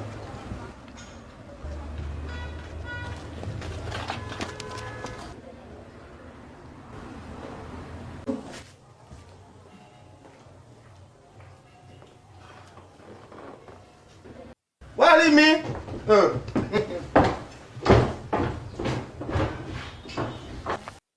Mo ní gbàgbọ́ pé gbogbo wa rí fọ́nrán yẹn. Mo sì nígbàgbọ́ pé gẹ́gẹ́ bí àlàyé ráńpẹ́ tí mo ṣe fún wa kó tó di pé a gbé fọ́nrán yẹn sí, mo nígbàgbọ́ pé ó yé wa. Mo sì nígbàgbọ́ pé ẹ̀yin tẹ́ nímọ̀ tẹ́ lóye ju èmi lọ, tẹ́ bá fi òye gbé, tẹ́ bá fọgbọ́n inú gbé. Fọ́nrán yẹn ń ṣe àpẹẹrẹ nǹkan kan fún wa tó fẹ́ jẹ mọ́ irú ohun tó dàbí pé ó ń ṣẹlẹ̀ lọ́wọ́. Tó fẹ́ jọ mọ́ bíi pé ó jọ mọ́ irú ohun tí mo ló ṣẹlẹ̀ ní 2018 ní ìpínlẹ̀ Kwara nígbà tí àwọn kan tí wọ́n wò sùnsùnsùn tí wọ́n gbé ìbọn tí wọ́n wọnú ìlú Ọ̀fà lọ, tí wọ́n gbẹ̀mí ọ̀pọ̀lọpọ̀ èèyàn tán fẹ̀mí àwọn èèyàn ṣòfò, tí wọ́n wọnú ilé ìfowópamọ́sí bíi 5 àbí 6 tí wọ́n kó owó, tí wọ́n lọ sí àgọ́ ọlọ́pàá ibi tó jẹ́ olú iléeṣẹ́ àgọ́ ọlọ́pàá tó wà ní Ọ̀fà, tí wọ́n pa àwọn ọlọ́pàá tó wà níbẹ̀ tí wọ́n sì kó ìbọn. Ẹ gbọ́yè ìbọn tí wọ́n ní wọ́n kó lọ ńgbà yẹn, AK-47 tí wọ́n kó nígbà yẹn. Tó sì jẹ́ pé ìgbà tí wọ́n máa padà gbá wọn mú, gbólóhùn tó ń jáde lẹ́nu kan nínú àwọn olórí wọn ni pé lélẹ̀ tí mo lè sọ fún yín, ọ̀pọ̀lọpọ̀ èèyàn ló mọ ọ̀gbẹ́ni yẹn nígbà yẹn. Ọ̀pọ̀lọpọ̀ èèyàn ló mọ ọ̀pọ̀lọpọ̀ àwọn èèyàn láàrin àwọn tí wọ́n mú yẹn tán dẹ̀ ń jẹ́rìí sí pé àmọ́ àwọn ẹni àwọn náà máa ń tẹ̀lé àwọn olóṣèlú báyìí tí wọ́n ń ṣèjọba lọ́wọ́. Lélẹ̀ tí ò rú wa lójú pé àwọn èèyàn mọ̀ wọ́n lóòótọ́. Náà wọ́n mọ̀ wọ́n ìyẹn ò já sí pé bóyá àwọn ló rán wọn. Ẹ má gbàgbé allegedly àwọn ẹni yẹn fẹnu ẹ̀ kà pé ẹni tó jẹ́ senate president nígbà yẹn pé ara àwọn ọmọlẹ́yìn ẹ̀ àwọn ń bá wọn ṣiṣẹ́. Ó sì fẹnu ẹ̀ kà, ó ní àwọn ìbọn tẹ́ ẹ rí lọ́wọ́ wa àtọkọ̀ tá à ń lóye àti gbogbo kínní àwọn ni wọ́n fún wa. Ṣó jẹ mọ́rú ohun tó ṣẹlẹ̀ lọ́wọ́lọ́wọ́ báyìí pẹ̀lú àwọn tí wọ́n mú ní ibi tí wọ́n ti mú wọn yẹn. Bí wọ́n bá fẹ́ wá máa rojọ́ àròjàre fún wa pé kò rí bẹ́ẹ̀, tí National Security Adviser on Security fún ààrẹ ìyẹn Nuru ní Ribadu tó bá fẹ́ máa sọ fún wa sí pé àwọn mọ̀ ń pa ohun tó ṣẹlẹ̀ yẹn o, kì í ṣèjọba Kwara ló ró wọn lágbára o, ṣùgbọ́n àjọmọ̀ àwọn àti ìjọba Kwara ni. Ẹ jọ̀ọ́ mo fẹ́ béèrè ìbéèrè kan lọ́wọ́ gbogbo wa tí ó sì dùn mọ́ mi tí ó wù mí kí gbogbo akájọ máa pariwo ẹ̀ ká máa béèrè lọ́wọ́ àwọn èèyàn yìí, nítorí pé tó máa rò pé àwọn gbọ́gbọ́n pé ká fẹ́ràn sẹ́nu ká wá tì, ẹ jẹ́ ká máa fi yé wọn pé àgọ̀, ẹ jẹ́ ká sọ̀rọ̀, ẹ má jẹ́ ká ṣe ojo kójó wá pa wá sára kó pa wá kú. Ẹ jẹ́ ká máa béèrè lọ́wọ́ wọn gbogbo ìgbà tán bá fẹ́ máa fi lọ̀kulọ̀ lọ̀ wá pé kán má fi lọ̀ wá àmọ́ jẹ. Ẹ já béèrè lọ́wọ́ wọn o. Bẹ́ẹ̀ bá ní ẹrú àwọn ẹni lágbára, bẹ́ẹ̀ bá wá láwọn Miyetti Allah náà ló wù yín tẹ́ kó sínú fìjìláńtẹ́. Ẹ jọ̀ọ́ níbi tí àwọn sójà ti mú wọn yẹn kí ni wọ́n ń wá ń bẹ̀? Ṣé bẹ̀ yẹn jẹ́ ìpínlẹ̀ Kwara? Ṣé iṣẹ́ tẹ́ ẹ ní kán máa ṣe ṣébi tẹ́ ẹ ti ní kán máa ṣe nìyẹn? Àbí ṣé nínú kòtókòtó nínú àìtó tẹ́lẹ̀ lè ró àwọn ọlọ́dẹ wa ní agbègbè wa lágbára kán máa dáàbò bo àwọn èèyàn wa? Tẹ́ tún rán wọn wá pé kán wá gba nǹkan dáàbòbò tí àwọn èèyàn wa tún lọ wá fúnra wọn. Ṣé nínú kòtókòtó yẹn lẹ tún ti wá mú owó nínú owó ìjọba ìpínlẹ̀ Kwara tẹ́ tún wá fi rú àwọn kan lágbára tẹ́ wá ní kán máa lọ ilẹ̀ ibòmíì iṣẹ́ kí ni wọ́n lọ ṣe níbi tí wọ́n ti mú wọn yẹn, nítorí pé gbogbo ẹni tó bá rò pé òun mọ nǹkan fi pamọ́ kó rántí pé àwọn kan wà tí wọ́n mọ̀ ọ́ wá tí wọ́n sì béèrè nípa wíwá arú nǹkan bẹ́ẹ̀. Níbo ni àwọn tẹ́ ẹ pè ní fijilantè tẹ ní ẹrú wọn lágbára nítorí aburú tó ń ṣẹlẹ̀ ní Kwara South kán lè máa ṣiṣẹ́ ń bẹ̀? Níbo náà wà pẹ̀lú gbogbo ọkọ̀ àti nǹkan ọjà tẹ́ ẹ kó fún wọn nígbà tí wọ́n lọ kó àwọn èèyàn nínú ilé ìjọsìn ní Eruku? Níbo ni àwọn èèyàn yìí wà nígbà tí wọ́n ń pa àwọn èèyàn lókè ọdẹ? Níbo ni àwọn èèyàn wọ̀nyí níbo ni wọ́n wà nígbà tí wọ́n ń pààyàn ní Gànmú, tó ń pààyàn ní Bàbá Ńlá, tó ń pààyàn ní Òrékè Òkègbó àti ní Òrékè àti ní Ìgbàjà àti ní gbogbo àwọn agbègbè yẹn? Níbo ni àwọn èèyàn yìí wà nígbà tí wọ́n lọ jí àwọn èèyàn gbé ní Sàpà? Ṣé kìí ṣe àwọn èèyàn yìí gangan tẹ́ ẹ ró lágbára tẹ́ ẹ ń sọ fún wa àwọn gan ni wọ́n ń jí àwọn èèyàn wa gbé, tẹ́ wá fi ń ṣàìfóònù owó, tẹ́ ń ṣe money laundry, tẹ́ ń parọ́ fún wa? Ẹ jẹ́ ká là á mọ́lẹ̀ ká máa béèrè yìí. Ìwọ tó bá mọ̀ pé orí òótọ́ ló dúró sí tó sì rí ọ̀rọ̀ yìí bó ṣe jẹ́, èmi ò sọ pé èmi good at anything o, mi ò dẹ̀ wá pàṣẹ fún ẹnikẹ́ni pé báyìí ni kẹrin báyìí ni kẹtọ́. Ṣùgbọ́n tó bá ń wá ẹ̀rí tó sì ń wá àwọn ohun tá a lè lò láti máa fìdí òdodo múlẹ̀, èyí tèmi bá rí àbí tí n bá mọ̀ gẹ́gẹ́ bí ọmọ tó wá láti ìpínlẹ̀ Kwara tó sì mọ ọ̀pọ̀lọpọ̀ ohun tó ń lọ níbẹ̀ yẹn tí ò rú mi lójú, tí mo sì nígbàgbọ́ pé torí irú àkókò báyìí la ṣe gbé mi dìde, la ṣe bí mi sí ìpínlẹ̀ Kwara, la ṣe bí mi sí ilẹ̀ kóòtù ajíire bí, tí mi sì ní bẹ̀rù ẹnikẹ́ni láti sọ òótọ́ tèmi. Nítorí pé ègbé ni fún ẹnikẹ́ni tó bá lè pààyàn tí ò lè jí dìde. Èmi ò bẹ̀rù kankan nú yín o. Ó dàbí ọ̀rọ̀ àwọn bàbá wa kan ni tán bá wà lórí àga wàásù tán bá ń sọ òótọ́. Wọ́n á ní pátápátá ẹ̀ àwọn jẹ yín ní búlẹ̀tì ẹyọ kan ṣoṣo. Èmi ò tiẹ̀ jẹ yín ní búlẹ̀tì kankan. Ìrandíran yín àti àwọn àrọ́mọdọ́mọ yín ló jẹ yín ní búlẹ̀tì. Ìrandíran yín àti àwọn àrọ́mọdọ́mọ yín ló jẹ yín ní búlẹ̀tì.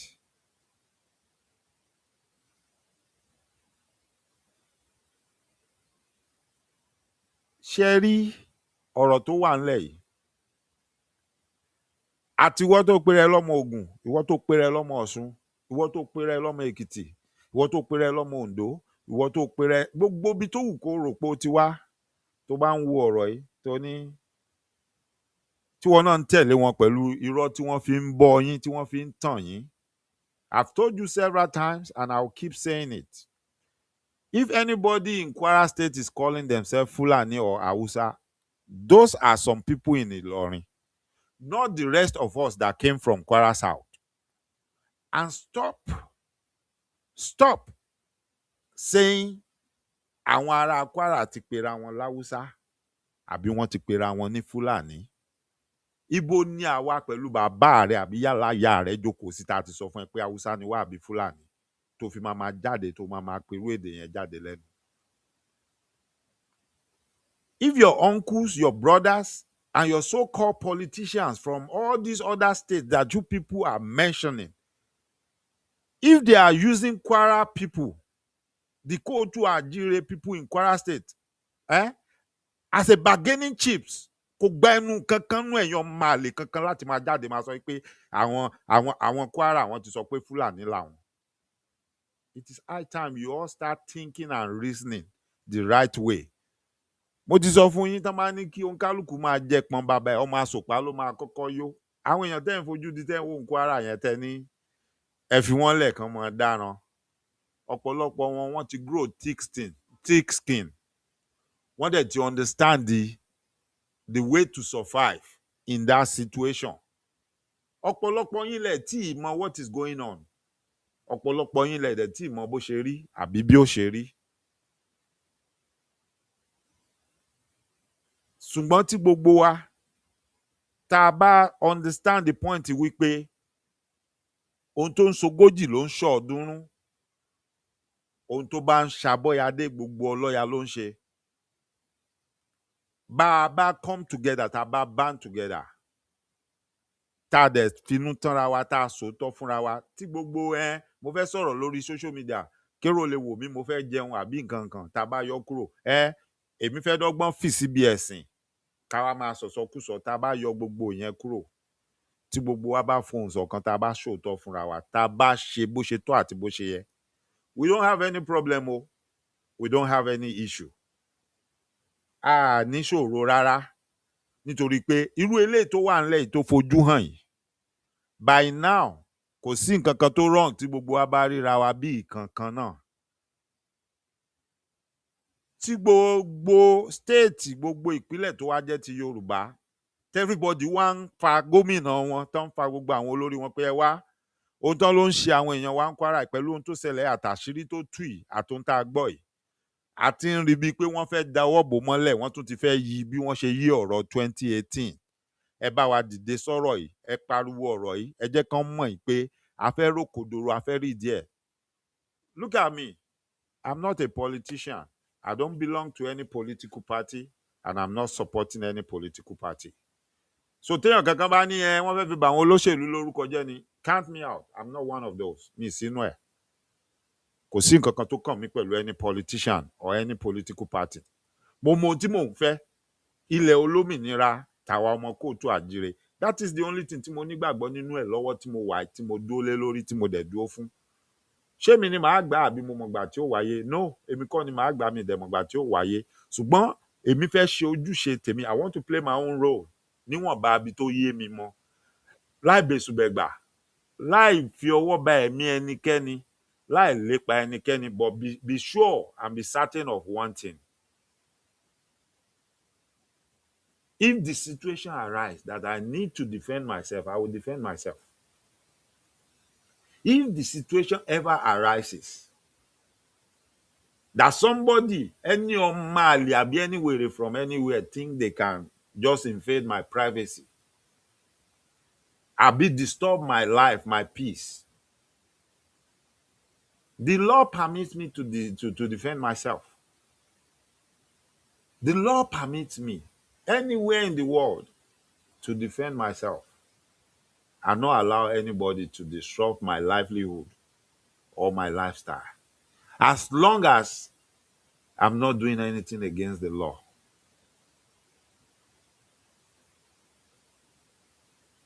So kí wá là ń gbé tá à ń gbé? I saw a lot of us, we came out. Agbe story àpariwo, wọ́n náà ti rí kinní, wọ́n ti rí gbá. Ẹ máa investigate, ẹ máa mú nǹkan tó bá jọra wọn ẹ fi wéra wọn. Okay, nísìn, wọ́n ti fẹ́ yí mọ́ wa lọ́wọ́. Wọ́n ti fẹ́ yí lọ síbòmíì, wọ́n ti fẹ́ sọ́dà nǹkan míì. But I have not had anybody really come out and say, let's think about it. Ṣé kìí ṣe pé ẹ fẹ́ yí ọ̀rọ̀ yìí mọ́ wa lọ́wọ́? Ṣé kìí ṣe pé ẹ fẹ́ dàrú mọ́ wa lójú? But I'm pointing us in the right direction. This is not the first time such a thing will happen. It happened before. At the end of the day, the outcome was the star witness, wọ́n ṣe kí ni lọ́dọ̀ ọlọ́pàá, wọ́n gbẹ̀mí ẹ̀. Once there is no star witness, ẹni tó sọ bẹ́ẹ̀, ẹni tó sọ pé òun rí, ẹni tó sọ pé ohun tí mo rí nìyí, àwọn tí mò ń ṣiṣẹ́ fún ni, nígbà tí ò sí mọ́, ẹjọ́ ẹ̀rí ọ̀rọ̀ dà mọ́. So kí ló fún wa láṣọ́ránsì nísìn àwọn tó náà mú yẹn pẹ̀lú ohun tí gbogbo wa ti gbọ́ tí Ribadu ń sọ ní ṣé wọ́n ti gbé ọ̀rọ̀ yẹn nísìn wọ́n ti gbé kúrò lórí state Kwara lórí state government. Èèyàn kan ti lọ gbé ẹrù yẹn sórí ní federal level pé a mọ̀ ń pa ẹ̀ àwa la wà ń di ẹ̀. Which means they are saying ẹ fi ìpàṣírí ti tú ẹ fẹ́ wọ́ọ̀dì àwọn tó wà níbẹ̀ yẹn pé àwọn náà ń fìyà jẹ àwọn tó wà lápá bí. Ó yá àgbè wa federal bọ ẹni tó ń sọ̀rọ̀ ọmọràn kíran tó ń sọ̀rọ̀ yẹn Nuhu Ribadu ẹ̀yàwó ni àárín àwọn wo ló ti jáde. Why would such a person be the one that will make decision for Kwara South? Why tó jóun ló máa make a decision fún Kwara South? To the extent they will now be telling us pé àwọn làwọn rú àwọn yẹn lágbára. And then à ń sọ pé kò sí resources a ní kò sí security fún àwọn èèyàn wa ní Kwara South. But now we are learning pé Kwara government wọ́n kó ẹja àgbà pé ohun tó ń sọ yẹn bẹ́ẹ̀ ló ṣe rí. But now we are learning pé Kwara government wọ́n kó irinṣẹ́ fún federal from people at federal level to empower Miyetti Allah and Fulani jihadists and bandits under the guise of providing security for the people of Kwara South. But at the same time, people are getting kidnapped. People are being killed in the same Kwara South. And nobody is asking any question. Okay, I want to tell you, lágbára kó máa dáàbò bò. Àbódé mélòó tẹ́ gbọ́ pé nínú àwọn tí wọ́n mú tán ń pera wọn ní fìjìláńtẹ́ Miyetti Allah. Ó dẹ̀ mélòó tẹ́ gbọ́ pé àwọn náà lọ síbì kan tán lọ ṣiṣẹ́ tán bá wa mú àwọn tó ń ṣiṣẹ́ láabi jáde. Kò ṣẹlẹ̀ rí o. So ẹ wá jẹ́ ká máa béèrè lọ́wọ́ wọn ká lè jẹ́ kó yé wọn pé irọ́ tí wọ́n ń pa àti já adẹ̀ ti já kanlẹ̀ kó o tọ̀rọ̀ ẹ lè fojú hàn kí gbogbo àgbáyé lè mọ̀ pé irọ́ ni wọ́n ń pa. Ẹ jẹ́ ká máa bi wọ́n pé òkè àwọn agbègbè wo làwọn èèyàn yìí ti ṣiṣẹ́. Ẹ rí àwọn iṣẹ́ tán ti ṣe, ibi tán ti dóòlà ẹ̀mí àwọn èèyàn àbí ibi tán ti bá wa mú bandits. Ẹ bá wa mú jáde látijọ́ tẹ́ ti ró wọn lágbára. The Kwara State government should be ashamed of itself that you are even being mentioned in this and you are part of this. You guys should be ashamed of yourself that your name is coming out in this at all for whatever reason. Even if you are innocent, you should be ashamed of yourself. Because people are being killed every day. People are dying. And now we are finding out that you empower some people, but now you are saying you didn't. At the same time, somebody is coming from the federal level to say they did it in conjunction with you. But you never mentioned that you did it in conjunction with them. Which means somewhere along the line, somebody is lying to cover something up. Somewhere along the line, somebody is lying to cover something up. You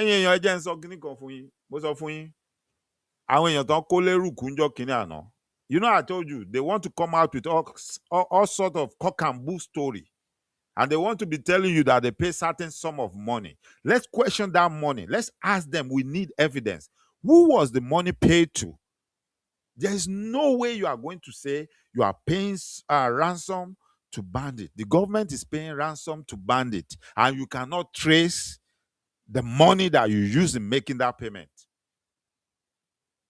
It beats my imagination that people will say we have any sort of government in that country. So when some people call that country a zoo,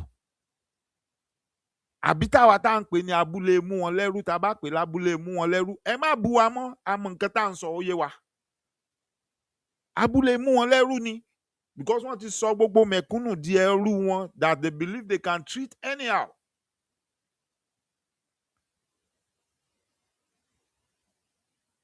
What is so everybody there one that they believe they can treat anyhow and they can do anyhow with, and then nobody can talk. You see, it didn't me or blame anybody to because I know what will likely happen.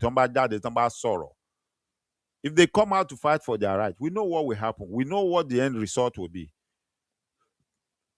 If a whole Attorney General of the Federation can go away just like that, forget it. Who are you? Tani wọ́n fẹ́ jẹ́. Gbogbo àwọn tí mo rí tán jáde ń sìn kan tán sọ pé human rights activists làwọn tí gbogbo yín ń pariwo tẹ́ ń ṣe. Ìkànnù wọn lẹ rí tọ́rọ̀ ẹ̀ ń lọ lọ́wọ́lọ́wọ́ yẹn. Your Harrison Gwamishu ó ní drone ó mọ̀ bí táwọn kidnapper wa ọmọgbọ́n máa wò ó ní gbogbo yín ní gbogbo àtijọ́ fojú rí tá àtijọ́ jẹ́ òye ra wa tá àti tu fúnra wa ó lè agbénipa apààyàn lòun gangan. The man is just doing a business. At the same time, he's coming online, and you guys are donating money to him, giving him money. And you cheer and cheer him on. Oh, continue what you are doing. Oh, our hero. Your hero, Harrison Gwamishu, for those of you that call him your hero, that call him your savior, the guy is what? Ajinigbe. He has the record. His antecedent says it. That's what he is.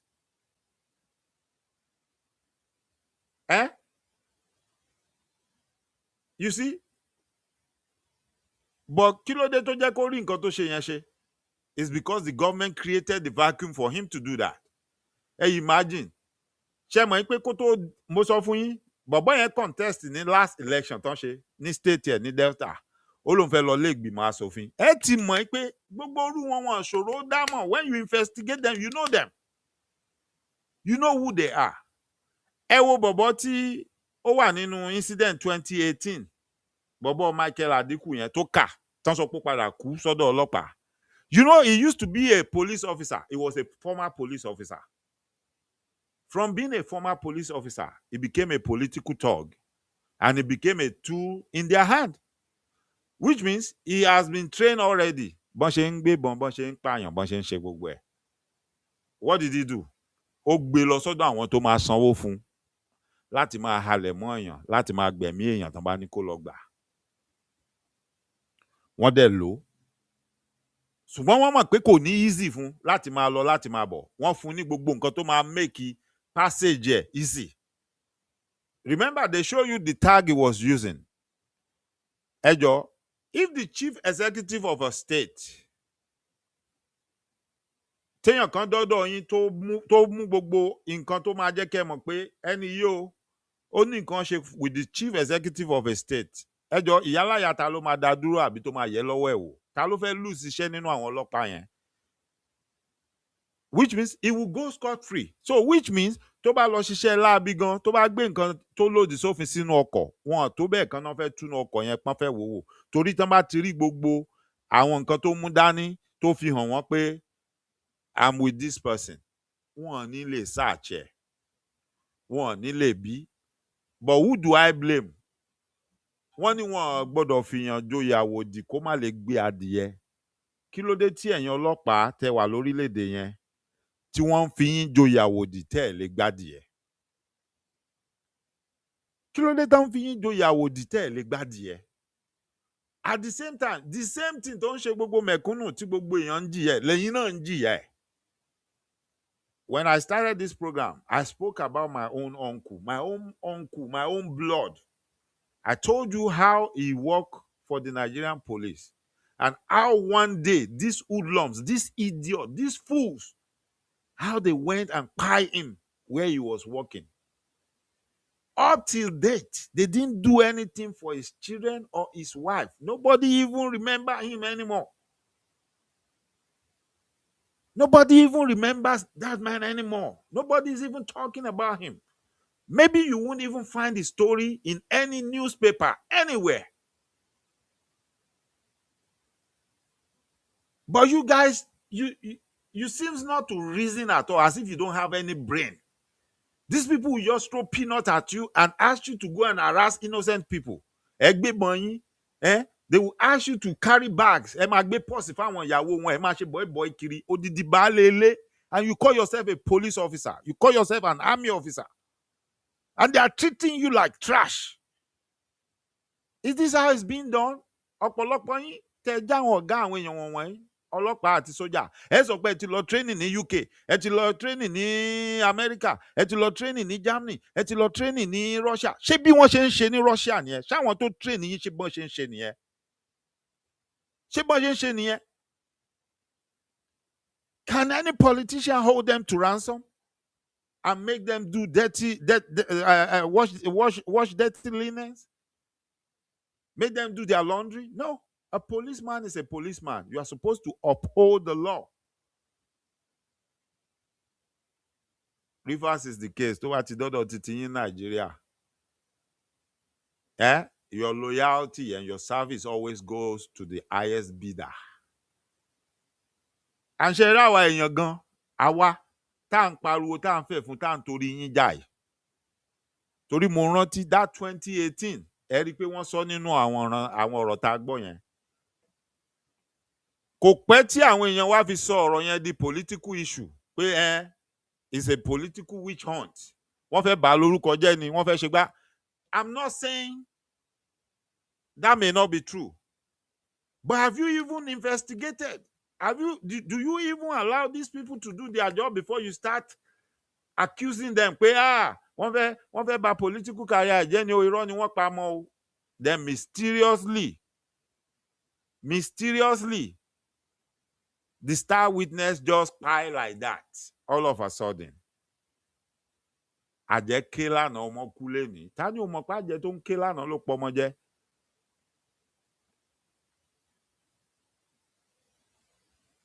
Is it not the same thing that is already playing out? Ṣé wọ́n ti ọ̀rọ̀ yẹn, ọ̀rọ̀ tí gbogbo wa gbọ́ ní last week, beginning of last week? everybody still sọ pé àṣírí ti wá tú báyìí àṣé báyìí ló ṣe rí ṣé wọ́n ti dàrú mọ́ yín lójú ṣé kò ti di come and see American wonder ṣé kò tí ì di abracadabra? The more you look, the less you see.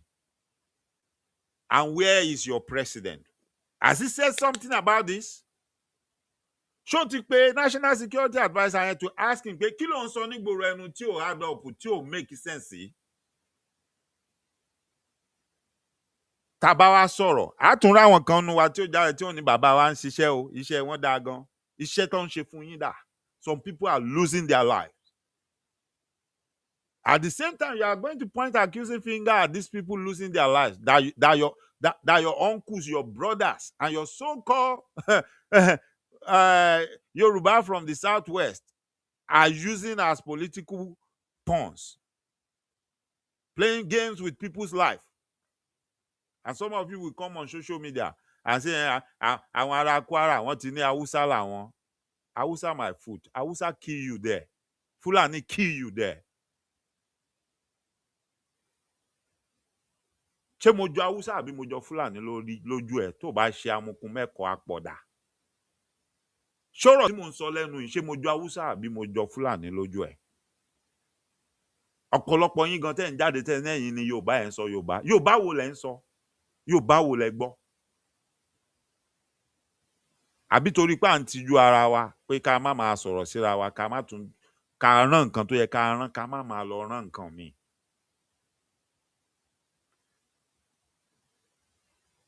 Èèyàn kan ló challenge mi tó ní ọ̀rọ̀ tí mo sọ ńjọ́ kìíní àná pé kò sí evidence fún ohun tí mo sọ pé ó ṣẹlẹ̀ ní Ọ̀fà yẹn. And I had to let you guys know, when I come out and say something, I have my evidence mo ní lọ́wọ́. Tí mi bá mú wá kí n show ẹ̀. That doesn't mean I don't have it. I have it somewhere. Anything you see me speak about is because I have something that can prove what I'm saying. Even tí mi bá ní nítòsí, I promise you, I have it in my archive somewhere. If you challenge me, I will go and dig it out and I'll bring it for you. If I don't have it, I will not talk about it. Ìwọ tó wá kọ comment sí mi yẹn àti ìwọ tó send the voice note àti ìwọ tó send the message sínú WhatsApp mi pé rọ́ ni mò ń pa. Ṣé mo parọ́ báyìí? Ṣé mo mú wá fún ẹ àbí mi mú wá fún ẹ? Have you seen it now? Ìgbà t'Ọlọ́run tún máa wá ṣe incident tó tún wá ṣẹlẹ̀ recently, ó tún wá fẹ́ bá nǹkan tí ó ṣẹlẹ̀ ńgbà yẹn mu. Because ibi tí ọ̀rọ̀ yẹn ń lọ, okay, let's go back to 2018. Ṣé gbogbo aṣáájú outcome case yẹn ṣàmọ́ ibi tó yọrí sí? Ṣàmọ́ ibi tó yọrí sí? Everybody is walking free now. Everybody is acting like nothing happened. Ẹni tó ti kú ni tiẹ̀ ti gbé. Dead men don't bite.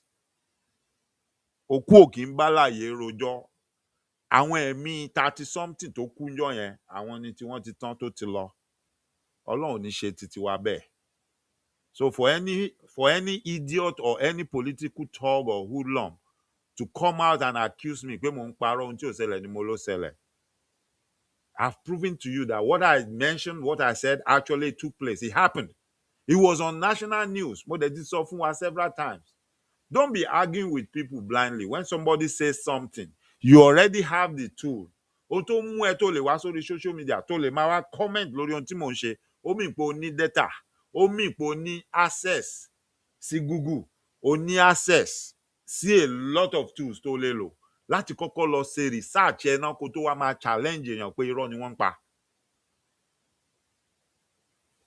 You have the means. Don't just come out and accuse people or challenge people blindly. Go and do your research. Pé ohun tẹ́ni tí ẹ sọ jẹ́ lọ wò ó ṣé ó ní nǹkan kan tó jọ mọ́ bẹ́ẹ̀.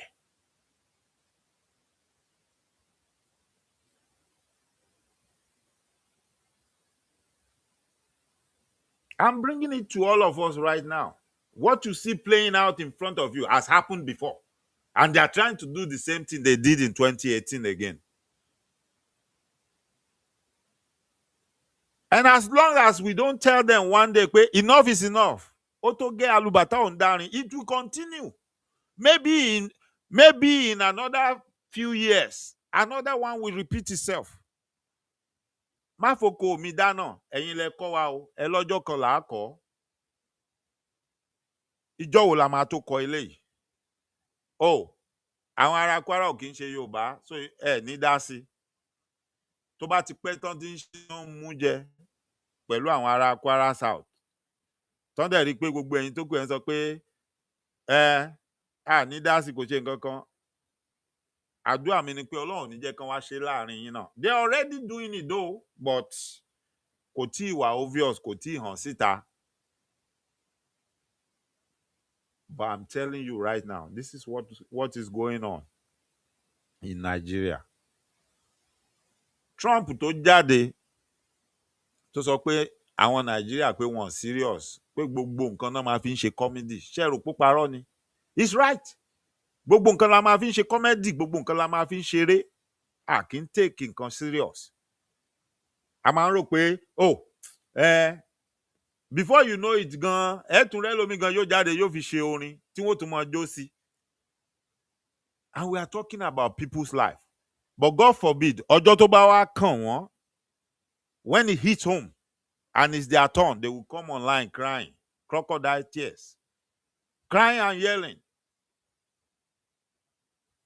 Ṣé bó ṣe yẹ kó máa rí nìyẹn? Ṣé bó ṣe yẹ kó máa rí nìyẹn? Mo mọyé èèyàn tó ti bú mi o, tó ti láálí mi tó ní mi níṣẹ́, ṣó yẹ kí n dá sírú ọ̀rọ̀ báyìí? Ṣó ti yẹ kó máa sọ̀rọ̀? Wo fi wọ́n lẹ̀ jàre, jẹ́ máa ran ìwọ jẹ́ ṣe tiẹ̀, ó jẹ́ wọ́nà tiẹ̀ láti lọ. Bọ́njọ́ tó kàn wọ́n, the same set of people call me and say, ọ̀gbẹ́ni, a fẹ́ kó bá wa ṣe nǹkan báyìí.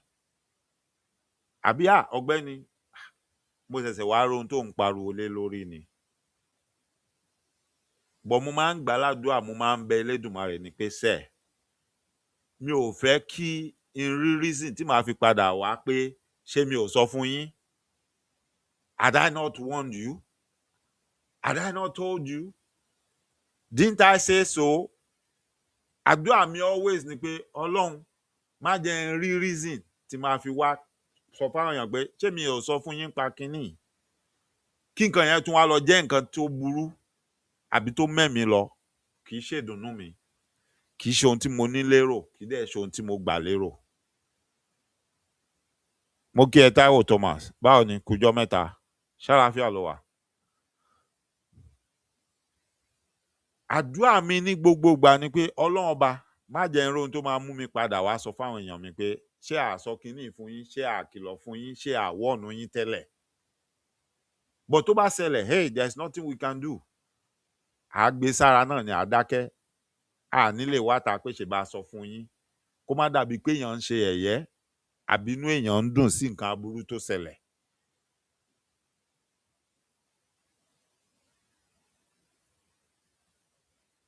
Mo sì máa sọ̀rọ̀ lórí ọ̀rọ̀ yìí because ọ̀rọ̀ yìí ò tí ì tán síbẹ̀.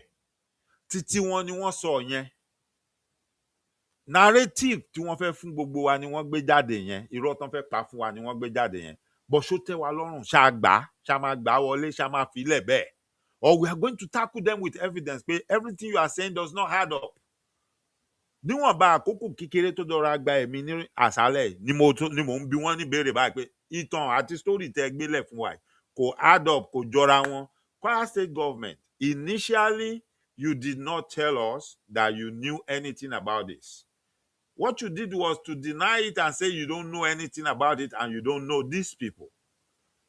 But now that Ribadu came out, he actually implicated you guys that you both work in conjunction to create this vigilante group and you harm them together.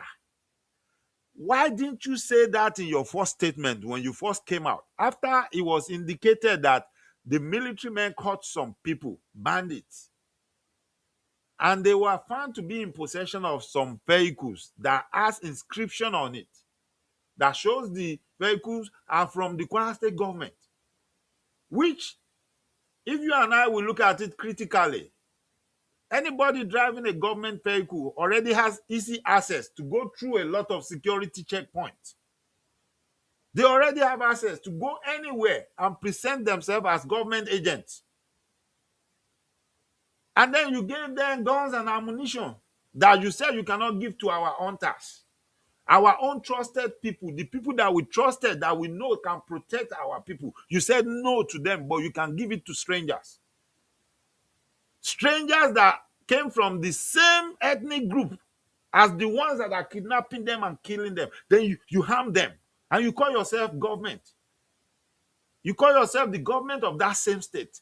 Show us and tell us how much you care about these people for you to empower their enemy over them. Tell us.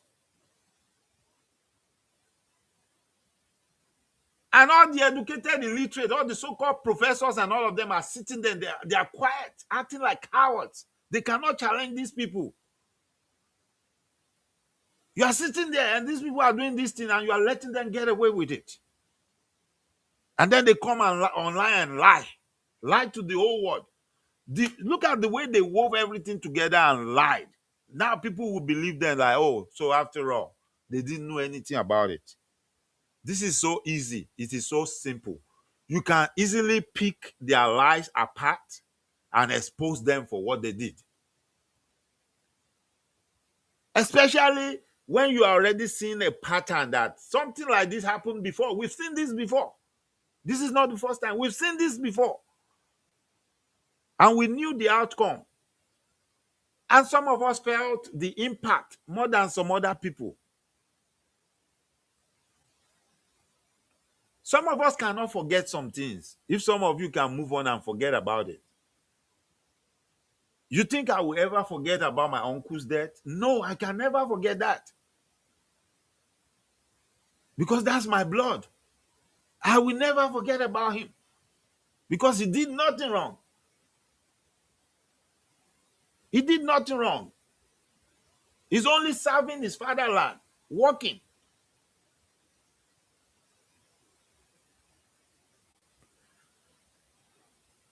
And some of you want to wonder why some of us, if you ask us, we will say, oh, gone are the days. We cannot do certain things again. Maybe when we have the Kotu Ajire Odua land, yes, if we see honesty, maybe some of us can come back and say, okay, we want to do something for our fatherland. Is it the Nigeria that you will say you are serving your fatherland and then they will take your life? You want me to come and sacrifice my life? Huh? Is it? And I'll tell everybody this right now. I overheard them saying maybe they should turn the National Youth Service Corps theme to like a kind of military recruitment or police recruitment. I'm going to tell you now, if you have children that are going for service, I want you to know that, they've been killing a lot of these youth corpers before now, especially those of them that they always send to the north. Most of them end up not coming back to their parents. As if that is not enough. Remember now that what they told you and the way the whole thing is arranged and the structure and setup is, if you are from the West, you are not going to serve in the West. They will take you to the North. If you are from the East, you are not going to serve in the East. They will take you to the West and vice versa, right?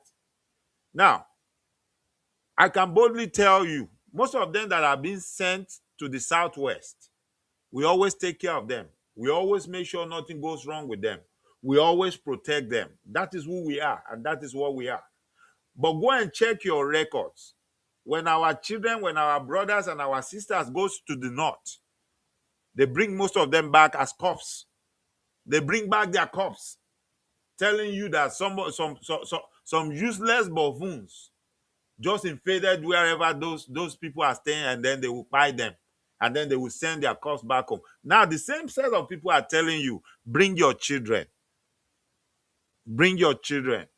Let them come for youth service, but instead of youth service, we put them in the military, which means they are going to follow the same pattern and tell you that your children will be serving in the military in the North.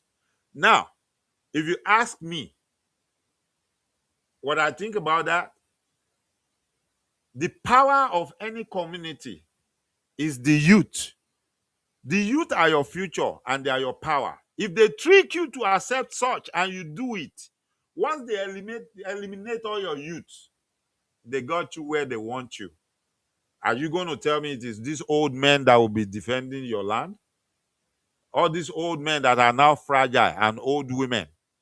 Are you trying to tell me they are the one that will now be able to withstand them when they come? You better be smart and let's all think and reason together. When they bring that scheme, when they bring that plan up, we better all stand together, band together and tell them, no, we don't want it. We are not going to accept it. If you want to draw our youth into that, then let them stay on our land. Let everybody guard their own portion of land. Don't take our own youth in the southwest and send them to the north where they will easily buy all of them and tell us cock and bull story. If that is the last resort, if that is the last thing we will have to do, let our children stay on our soil and serve us there. Don't send them to another man's land where it's going to be so easy for them to start buying them. And then you will start telling us stories. Each man for his own. Let everybody stay where they belong and guide their people. Because our youth are our strength. And we are not going to allow you to take them and take them somewhere where you will stylishly eliminate them one after the other and tell us stories, as you have been doing in the past. That's food for thought for all of you. If you are not reasoning and thinking about it already, you better start thinking about it so that when they come up with that plan, we can all tell them, no, can't do that, sir. We can't let our children go to that side because we know what will end up happening. On that note, let me round up for tonight. I have my phone line for the studio open. I'm going to give 10 minutes for anybody that wants to call in. Starting from now, I'm going to give 10 minutes because I'm going to round up the program soon. So the phone line, the studio line is open for anybody that wants to come in. Maybe you have a question or you have something you want to say. The phone lines is open. The phone lines are open, so you can call in if you want to. That being said, I want to round up tonight by mentioning this. I've seen and I've heard what is going on lately on social media, especially with our kings. Láàrin àwọn ọba wa. Èrò mi tẹ́lẹ̀tẹ́lẹ̀ ni pé ọ̀rọ̀ yìí ti lọ sódò ó ti lọ mú mi, pé kò sí wàhálà. And we should let sleeping dogs lie until torí àwọn issue kan wà tó ó sì di dandan, they need to be resolved. There are some issues that are pending that still needs to be resolved. Ikú tó pa bàbá ọba Ọ̀yọ́túnjí ó sì wà ń bẹ̀, kò tí ì yanjú wọn, tí ì yanjú ẹ̀. Only reason why I didn't say anything ni pé láàrin ìgbà kan mo gbọ́ àwọn rúmọ̀ kan, èmi dẹ̀ ń dúró mo rò pé wọ́n gbé ìgbésẹ̀ yẹn pé á rí ni. Ìgbà yẹn ni wọn bá wá mọ̀ pé ọ̀rọ̀ yẹn ò tí ì kú, bọ́ mi ò tí ì gbọ́ àbí kí n rí pé wọ́n gbérú ìgbésẹ̀ tó jọ bẹ́ẹ̀. Ẹ tó ń lérí gan tó lóhun táwọn ó ṣe nìyẹn ní ìpadà rí. Ó mọ̀ pé wọ́n bí yàrá ìyá òun dá, wọn bí pọ́n rí pọ́n gbá bàbá ńlá bàbá ẹ̀ gan dá. Ohun tó ń sọ pé àwọn ó ṣe yẹn wọ́n bí wọn dá kán ṣe. Torọ́jọ́ tán bá dán wò tán bá ṣe, ọjọ́ yẹn ni gbogbo àṣírí ohun tán bò mọ́lẹ̀, ọjọ́ yẹn ló máa tú síta. Gbogbo ẹnu ni mo fi sọ. Ṣé rí, mo rí kan náà àwọn brọ́dà mi tó ṣètò, mo gbọ́ ohun tán sọ, mo dẹ̀ rí bínú ṣe bí brọ́dà mi yẹn. And I'm going to mention them torí lórí nǹkan tó dáa ni, kò ń ṣe nǹkan aburú. Mo gbọ́ ohun tí brọ́dà mi Ọmọlúkà sọ. I heard everything he said and I'm in support of what he said. I'm reasoning the same way. Ṣé àgbẹ̀ mo ti ṣètò, mo ti sọ fún wa sẹ́yìn tipẹ́tipẹ́. Mo ní tí orúkọ Yorùbá ò bá ṣe lò, táwọn kan bá láwọn làwọn ní orúkọ, ẹ jẹ́ ká fi orúkọ yẹn lẹ̀ fún wọn, kò di dandan kí gbogbo wa ká jẹ́ orúkọ yẹn. If they say it's their name, leave the name for them. Eh? Dandan kọ́, mo mọ̀ pé argument ọ̀pọ̀lọpọ̀ wa ni kí wọ́n ti mọ orúkọ yẹn mọ̀ wá, orúkọ yẹn ti popular. Let me ask you a question, especially for those of us that are Christians, that knows about the story of Jabesh in the Bible. Ìwọ tó bá mọ ìtàn Jábésì nínú Bible, ohun tí mo ń sọ yìí, ó máa yí ẹ dáadáa. Ìwọ tó bá jẹ́ Mùsùlùmí àbí tó bá jẹ́ ẹlẹ́sìn míì tó mọ̀ nípa ìtàn Jábésì, má bínú, ṣùgbọ́n béèrè lọ́wọ́ àwọn tó bá mọ̀ nípa ẹ̀, nìkan sọ fún ẹ. Torí ìjọba àkókò, mo lè má lè sọ fún wa tán yányán, mo lè má, àti pé mi ò ṣe wòlíì, mi ò dẹ̀ wá wàásù sí ẹ. Bí mo ṣe ń bẹ sọ̀rọ̀ mi lè sọ ibi tó wà nínú Bible fún ẹ, bọ̀ mo mọ̀ tán yẹn dáadáa. Ká ní pé mo múra ẹ̀ dání pé màá ṣe mẹ́tò ni, màá ti wo ibi tó wà, màá ti kọ́lẹ̀, màá lè sọ fún ẹ báyìí. Ṣùgbọ́n ohun tó lè Google ni. Ó bá lọ sórí Google tó bá lọ fẹ́ mọ̀ nípa ìtàn Jábésì, lọ́wọ́ kan ni ó gbé jáde fún ẹ. Ni ó sọ fún ẹ ní wàá ro ohun tí mò ń sọ ìpò wà ńbẹ̀. If you all remember who Jabesh was said to be in the Bible, who is Jabesh? Jabesh, they said the name itself, they said it was named a child of sorrow. Ọmọ ìbànújẹ́, orúkọ tán fún nìyẹn o, tán wá ń pè ní gbogbo ìgbà tán bá ti pè báyìí, wọ́n ń pè ní ọmọ ìbànújẹ́, a child of sorrow. Ohun tó sọ fún wa nínú Bible ni pé wọ́n nígbà tó yá tí Jábésì tó wò pé òun ò rí ṣe, ayé òun ò dáa, ọ̀rọ̀ òun ò níyanjú, gbogbo nǹkan òun ó kàn ń dojúrú. Kí ni wọ́n ló ṣe? Wọ́n ló yí orúkọ padà. Wọ́n ló yí orúkọ ẹ̀ padà. Kí wá náà ló ṣẹlẹ̀ sí nígbà tó yí orúkọ padà? Wọ́n ló bẹ̀rẹ̀ sí ní ṣe rere.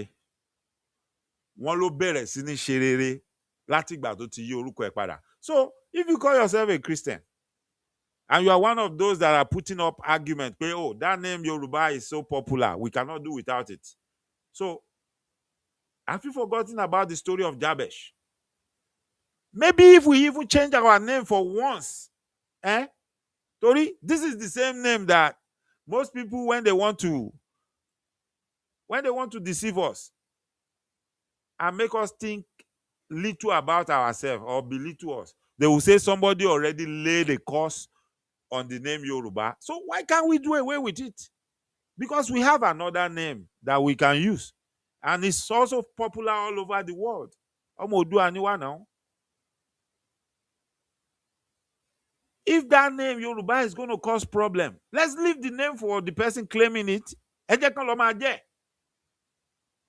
Kò ní di pa anja, ìjà ò sí ńbẹ̀. Ìwọ tó bá ń gbọ́ mi, èmi ò wá jàjà ọba olójú ọba kan lọ, èmi ò dẹ̀ wá jà fún ọba kankan. But gbogbo ẹni tó bá rò pé alágídí làwọn, àwọn mọ nǹkan dàrú, àwọn ò dá nǹkan rú. Àní wọ́n ní ẹni tó bá sọ wípé òun ò máa dá nǹkan rú, àbóhun fẹ́ gbọ́n ju gbogbo wa lọ. Ẹ jẹ́ kí gbogbo wa fi yé pé èèyàn ló wà lẹ́yìn orò tó rò fi ń ké. Igi súnmọ́gi, lọ́bọ ṣe ń fò látorí igi kan sí kan, ọ̀bọ ò ní skill. Gbogbo àpọ́nlé tí anybody bá ń rí is because we all agree to give that to you. But you cannot force or lord anything over any of us. Kò ṣeé ṣe. Béèyàn bá ní òun lòun fẹ́ máa fi àwọn èèyàn joyè, òun mọ̀ pé ní kinní kan of Yorùbá land. Ẹni tó fi joyè tó bá débi tá a jókòó sí, tá a bá respect ẹ̀, tá a bá fọwọ́ gun mú tá a gbá ń kò lórí, kí ni ẹni ìyáláyà anybody fẹ́ ṣe fún wa?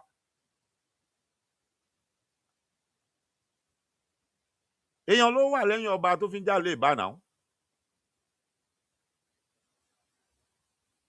Gbogbo iyì, gbogbo nǹkan tí èèyàn bá ní láyé is because people love you and people respect you based on your personality and what you are doing.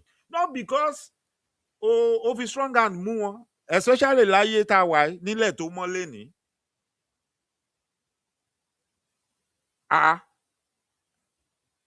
Mo máa ń sọ̀rọ̀ kan, tẹ́ bá máa ń listen sí mi lórí àwọn ètò tí mo máa ń ṣe. Mo máa ń sọ pé a lè gba àwọn ọba wa, àwọn bàbá wa, a lè gba wọn kalẹ̀ lọ́wọ́ olóṣèlú. A lè gba wọn kalẹ̀ lọ́wọ́ olóṣèlú. Gbogbo eléyìí tán máa ń sọ fún wa pé abẹ́ local government chairman lọ́ba wà, ọba ò láṣẹ lẹ́nu. A lè gba wọn kalẹ̀ àwa èèyàn wọn àwa ọmọ wọn àwa aráàlú a lè gbà wọ́n kalẹ̀ lọ́wọ́ olóṣèlú tí local government chairman gan mọ̀ pé àwọn ò já mọ́ nǹkan kan tí governor máa mọ̀ pé òun ò já mọ́ nǹkan kan tí president máa mọ̀ pé òun ò já mọ́ nǹkan kan bá àwọn ọba yẹn ọba tá a bá ṣerú ẹ̀ fún òun náà gbọ́dọ̀ jẹ́ ọba tó ń fi yé wa pé òun rí tiwa rò òun gbọ́ tiwa. òun rí tiwa rò òun gbọ́ tiwa àwa dẹ̀ lòun ń ṣiṣẹ́ fún. He must be loyal to us. He must be devoted to us. Kì í ṣe ẹni tí ó wà ní òun fẹ́ fọwọ́ jàgídíjàgan ọwọ́ agbára àbọ̀wọ́ pámú wa. Àbí gbogbo nǹkan tó bá wù ú nìkan lòun ò mọ̀ ṣe. No, a gbọ́dọ̀ rí i pé ó nífẹ̀ẹ́ àwa tá a jẹ́ aráàlú ẹ̀. Bí local government chairman àbí councillor àbí gómìnà àbí president bá dé tó bá lóun fẹ́ yọ ẹ́ kúrò lóyè òun fẹ́ gbéyàn síbẹ̀ táwa aráàlú bá sọ fún pé ókè afẹ́rẹ́ ni tó fẹ́ gbé síbẹ̀ tí gbogbo aráàlú tí ò bá sẹ́ni tó fẹ́ jẹ oyè yẹn tí gbogbo èèyàn ní kò sẹ́ni tó fẹ́ jẹ ọba yẹn ẹ̀ táwọn ń fẹ́ ń bẹ̀ nìyẹn kí ni wọ́n fẹ́ ṣe sí kò sí nǹkan kan tó fẹ́ ṣe sí ọwọ́ wọn máa bọ́ wọn máa rí i pé ókè the people have spoken but nítorí wípé ohun tá à ń retí tá a fẹ́ látọ̀dọ̀ yín àti ìmáa rí pẹ̀lú àìtí ìmáa rí ẹ̀ gan ní ìsìn gbogbo bí tá a bá ti rí kankan nu yín tó dúró tán tó dúró déédéé tá a bá rẹ́ni tó fẹ́ tàbùkù yín àbí tó bá sọ̀rọ̀ sí yín tó fi mọ́ àwa tá ìṣọmọ lu yín gan ṣùgbọ́n tá a rí yín pé ìkànnú àwọn bàbá wa náà fẹ́ máa rí fìyìn à ń jáde tán fẹ́ nìyẹn a dẹ̀ ń jẹ́ ó yé gbogbo wọn pé bí wọn bá fẹ́ ṣòfò tìrantìran pé kán dáwọ́ ẹ̀ dúró kán dẹ́kun ẹ̀ pẹ̀lú àìtí ìṣe déédéé pẹ̀lú wa nìyẹn o là ń ṣe gbogbo yẹn o ṣé èmi tí mo ń sọ̀rọ̀ yìí ṣé mo rí Ọọ̀ni rí ni ṣé mo mọ Ọọ̀ni rí ni ṣé mo dọ́dọ̀ Ọọ̀ni rí ni bọ́ ìgbà tẹ́ni ẹlẹ́ni òfin kankan ṣe mí tí mi dẹ̀ rí nǹkan kan tó ṣe tí màá fi ní ohun tó fi ń da ilẹ̀ kóòtù àjíire rú ni tí màá fi nínú ẹ̀ ń bí mi àbí mo fẹ́ sọ̀rọ̀ sí tí mo dẹ̀ rí gẹ́gẹ́ bí ẹni tó jókòó sórí àpèrè àwọn baba ńlá baba wa níbi tí gbogbo wa ti ṣẹ̀ wá níbi tá a ti jáde torí èmi lè fi gbogbo ẹnu sọ fún ẹ I'm a direct descendant of that throne I am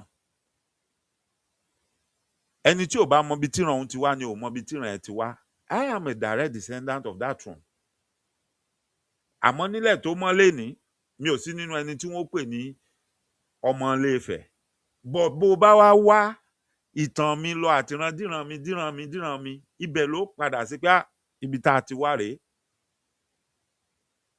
mi ò ń ṣọmọ àlè mi ò sì sọnù mo mọ ibi tí mo ti wá bí n bá dẹ̀ ń sọ̀rọ̀ nípa orí àpèrè Ilé-Ifẹ̀ mi ò sọ̀rọ̀ nípa ọba tó jókòó síbẹ̀ ń sìn àmọ́ mi ò lè gbà kó máa bá orí àpèrè àwọn baba ńlá baba mi jẹ́ àbí kó máa tàbùkù rẹ̀ ó sọba ní ó ṣe joyè ní ó ṣe èèyàn ní ọkùnrin ní ẹni obìnrin ní ẹni ó ṣe adáhunṣe ní ó ṣe oníṣẹ̀ṣe ní ó ṣàfáà ní ó ṣe wòlíì ní tó bá tàbùkù àpèrè yẹn a máa gbéná wojú ara wa a máa sọ̀rọ̀ síra wa.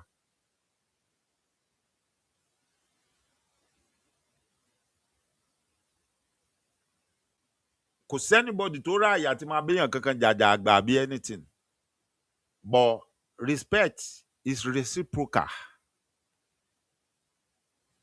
bù fún mi kí n bù fún ọlọ́pọ̀lọ́ ń ké lódò gbogbo rivalry gbogbo jealousy yìí is enough is enough.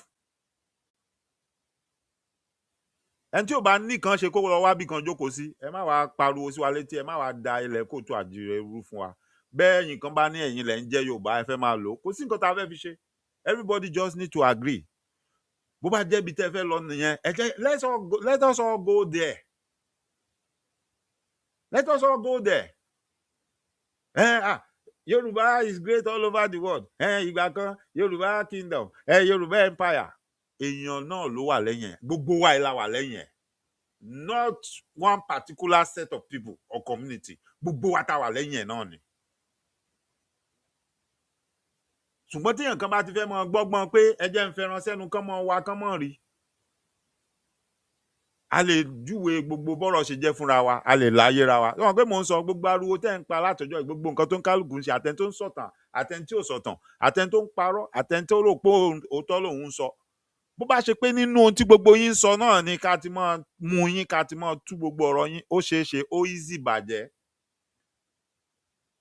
ìgbẹ̀yìn láláyò ń ta àwa sì ń wò yín ràn ni àtẹni tó rò pé òun lòun smart jù òun lòun mọ̀tàn àtẹni tí ò mọ̀tàn náà tó sì rò pé òun lòun smart á kàn ń wo gbogbo yín ni ìgbẹ̀yìn láláyò ń ta lọ̀rọ̀ eégún tó bá dẹ̀ kọ́kọ́ jó ìran ló máa wò nígbẹ̀yìn ẹ ní nǹkan kan nínú arsenal yín mọ́ tọ́rọ̀ yẹn bá dojú ẹ̀ tán tó bá di pé ká máa ta síra wa gbogbo nǹkan tẹ́ rò pé ẹni náà lẹ ti dálẹ̀ tá a ti rí á dẹ̀ ti gbé yẹ̀ wò a ti scrutinize gbogbo ẹ̀ a ti summarize ẹ̀ a dẹ̀ ti kọ comment síbẹ̀ gbogbo ibi tẹ́ ẹ ti wrong àti gbogbo ohun tó dè yín gbogbo ohun tó mú yín gbogbo ẹ ti wà ńlẹ̀ bọ̀ kò necessary ọ̀rọ̀ tí ò nídìí ká máa gbé wá ta nígbà tí ìṣèpá fẹ́ máa bára wa jà ọ̀rọ̀ tí ò nídìí ká máa gbé wá ta nígbà tí ìṣèpá fẹ́ máa bára wa jà ṣùgbọ́n tẹ́ bá wá ní route tẹ́ fẹ́ lọ náà nìyẹn what of tí gbogbo wa bá kọ orúkọ yẹn sí yín lọ́rùn yeah you can call anybody and give them any kind of chieftaincy title bọ́n tó bá ti mú wọn tán bá ti kúrò láàrin ọ̀dọ̀ yín níbẹ̀ yẹn tán kúrò nílùú yín tán bá wọ ẹ́ ní ìlú tán bá pera wọn lólóyè kódà wọn ò gbá mi nu wọn létí ṣeré tí ò sí nǹkan kan tí ó ṣẹlẹ̀ just to show you pé oyè tẹ́lẹ̀ ń fìyàn jẹ yẹn kò já mọ́ nǹkan kan lọ́dọ̀ tiwa wọn gbá mi nu wọn létí ṣeré gan tí nǹkan kan ò ní ṣẹlẹ̀ what rubbish. ohun tá a bá fẹ́ pọ́nlé tí gbogbo abájọ àgírí lé lórí la máa pọ́nlé ohun tá a bá ní pọ́nlé kò sẹ́nì kankan tó máa fọ́ọ̀sì ẹnì kankan láti pọ́nlé tí nǹkan kan ò dẹ̀ ní ṣẹlẹ̀ we can render all that chieftaincy title tó ń jọ yín lójú we can render it useless tí ò ní sẹ́ni tó máa fẹ́ gbà lọ́wọ́ yín mọ́ téèyàn kankan ò dẹ̀ ní dá yín lóhùn tẹ́ ẹ pè wọ́n báyìí tí wọ́n ní oyè táwọn ọmọ kóòtù àjíire ti sọ pé àwọn ò recognize lẹ́fẹ́ fún àwọn we can go that route tó bá jẹ́ pé nǹkan tẹ́ ń fẹ́ nìyẹn. pẹ̀lẹ́kùtù lèèyàn máa ń pàmùkùrù pẹ̀lẹ́ bígí bá dẹ̀ wó lugi tòkè la máa kọ́kọ́ gbé kúrò gbogbo ohun tó wù kó máa dùn anybody àbí gbogbo ohun tó wù kí anybody fẹ́ sọ you can sort this out peacefully and amicably in fact kò ń sọ̀rọ̀ orí social media but mo ti notice pé every little thing this miscreant àwọn coward àwọn fools wọ̀nyí àwọn ọmọ ìrankíran káàtì ẹ̀ mọ bí wọ́n ṣe bá ṣe dọ́gbọ́n tán dára wọn pọ̀ tán ń pera wọn lọ́yọ̀ọ́ gan-an wọ́n á jáde síta wọn máa pariwo tó bá dẹ̀ ti rí wọn wàá mọ̀ wọn empty barrel lásán wọ́n kàn ń pariwo àti míì tá a jáde tá a mọ lágbàlagbà lóhun àwọn ọmọ kéékèèké àgbà tí ò dánú wèrè apọ̀dà amukun mẹ́kọ̀ọ́ ó kù kínkínní tó máa tẹ́ pátápátá kínkínní báyìí mistake kínkínní kan náà sáà ló kù tó máa ṣe tó yẹ pé tó bá ṣe báyìí wàá regret ẹ̀.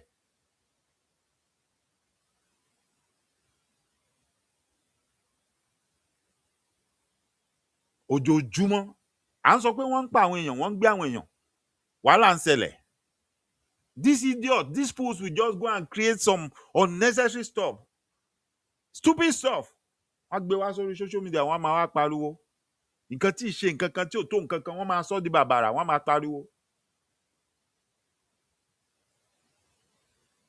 wọ́n máa wá pariwo wọ́n máa jà lórí nǹkan tí ò nídìí tí ò ní láárí. Always trying to cause problem. tó bá dẹ̀ jẹ́ pé wọ́n ti gbówó fẹ́yìn náà pé kẹ́ ẹ ràn wọ́n lọ́wọ́ dáadáa láti dá wàhálà lẹ̀ nílẹ̀ kóòtù àjíire ni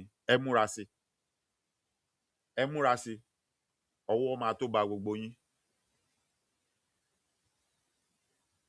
wọn ò kúkú fi kándídéètì yín sípò tẹ́fẹ́ kan fi sí tẹ́ni tó sì wà ń bẹ̀ náà tí ò bá rò pé ṣó ṣeé ṣe kó jẹ́ pé ẹ mọ̀ọ́mọ̀ fẹ́ ba gbogbo ohun tóun ṣe jẹ́ ni ọwọ́ ẹ̀ ló kù sí. torí mo ti ń rí àwọn pattern kan tí ń fọ́ọ̀mù ní ìsìn ṣé àwọn pé lẹ́nu ọjọ́ mẹ́ta yìí wọ́n jáde bẹ́ẹ̀ bá mọ̀ ẹ́ pé àbùkù lohun tí wọ́n sọ yẹn àti ọ̀rọ̀ tó jáde lẹ́nu àwọn tó sọ torí mo gbọ́ téèyàn kan sọ pé wọn ò fẹ́ nìkan jẹ oyè tó fẹ́ jẹ wọ́n ti gbé owó fún ọba ìgbà tán gbéye báyìí fún ọba torí ẹ̀ ni wọ́n ṣe fẹ́ nìyẹn jẹ́ tó fi jẹ́ lómìn ni wọ́n fi sí ẹni tí wọ́n fẹ́ kàn fi sí tán torí ẹ̀ sanwó ṣé irú nǹkan tó yẹ ká máa gbọ́ nìyẹn ọba ẹni tá a pè lọ́ba ńlẹ̀ Yorùbá ọba tó lórúkọ òun náà ń wọ́n ńlẹ̀ yẹn ò tán sọ pé owó ni wọ́n fi gbà.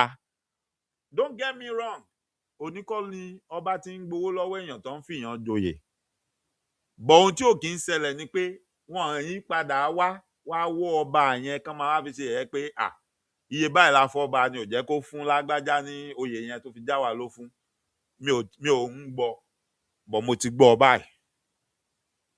Ṣé nǹkan gidi nìyẹn? Ṣé nǹkan òwúrí nìyẹn? Àní rí wèrè yín kẹ́ jáde kẹ́ bárú àwọn yẹn wí kẹ́ sọ̀rọ̀ kẹ́ sọ fún wọn pé láyéláyé kán má san sọrú ẹ̀ sọ̀rọ̀ mọ́. Irọ́ nǹkan tí ò ní láárí tí ò gbádùn lẹ́ẹ̀ máa jáde tẹ́lẹ̀ wá jà. Lẹ́ẹ̀ máa jáde lẹ́lẹ̀ wá jà.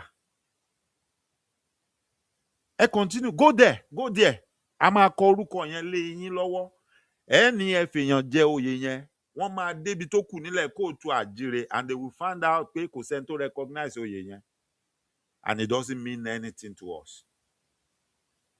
Tó bá jẹ́ nǹkan tẹ́ fẹ́ nìyẹn go there. Ṣebí gbogbo alájọ gbà pé kájọ máa jẹ orúkọ yẹn tó bá yẹ gbogbo alájọ gbà pé kájọ máa jẹ then kò ń ṣe tẹ́ nìkan tẹ́ bá tún wá ní ẹ̀yin gbọ́n ẹ̀yin lẹ ní ẹ̀yin nìkan lẹ ní then okay àgbà mọ̀ pé kájọ máa jẹ àwa ò lọ máa jẹ orúkọ míì ẹ máa gbé e lọ. It's not a must kò fàjà o kò dẹ̀ lé kò lágbára. Mo rò pé ẹ ti gbọ́n tẹ́lẹ̀ pé ẹ ti ronú ni pé ẹ ti rorí yín but I can now see pé ọ̀pọ̀lọpọ̀ ẹ̀yin tẹ́ ń dá wàhálà ilẹ̀ tẹ́ ń sọ̀rọ̀ yìí I can now see pé òmùgọ̀ ayírada ayé àtọ̀run ni ẹ lọ́pọlọ kankan. Àwọn míì abú ẹlòmíì wá ní ọlọ́pọlọ áyán ẹ̀yin ò tiẹ̀ lọ́pọlọ kankan kò í sọ̀rọ̀ pé ẹ lọ́pọlọ áyán ẹ lọ́pọlọ rárá. You all live a miserable life and you want to make other people's life miserable like yours. Ayé yín ò nítumọ̀. Táyé yín bá nítumọ̀ ni kò ń ṣe tẹ́ máa jókòó tì tẹ́ máa rán nìyẹn tẹ́ máa fi dá wàhálà lẹ̀. Torí téèyàn bá ń ṣe wèrè tí ò ń ṣapọ̀dà ò ní jáde kó ní kán máa pe odidi orí adé nílẹ̀ kóòtù àjíire kó ní kán máa bu kán máa pè ní crocodile thinking pé you want to mock that throne.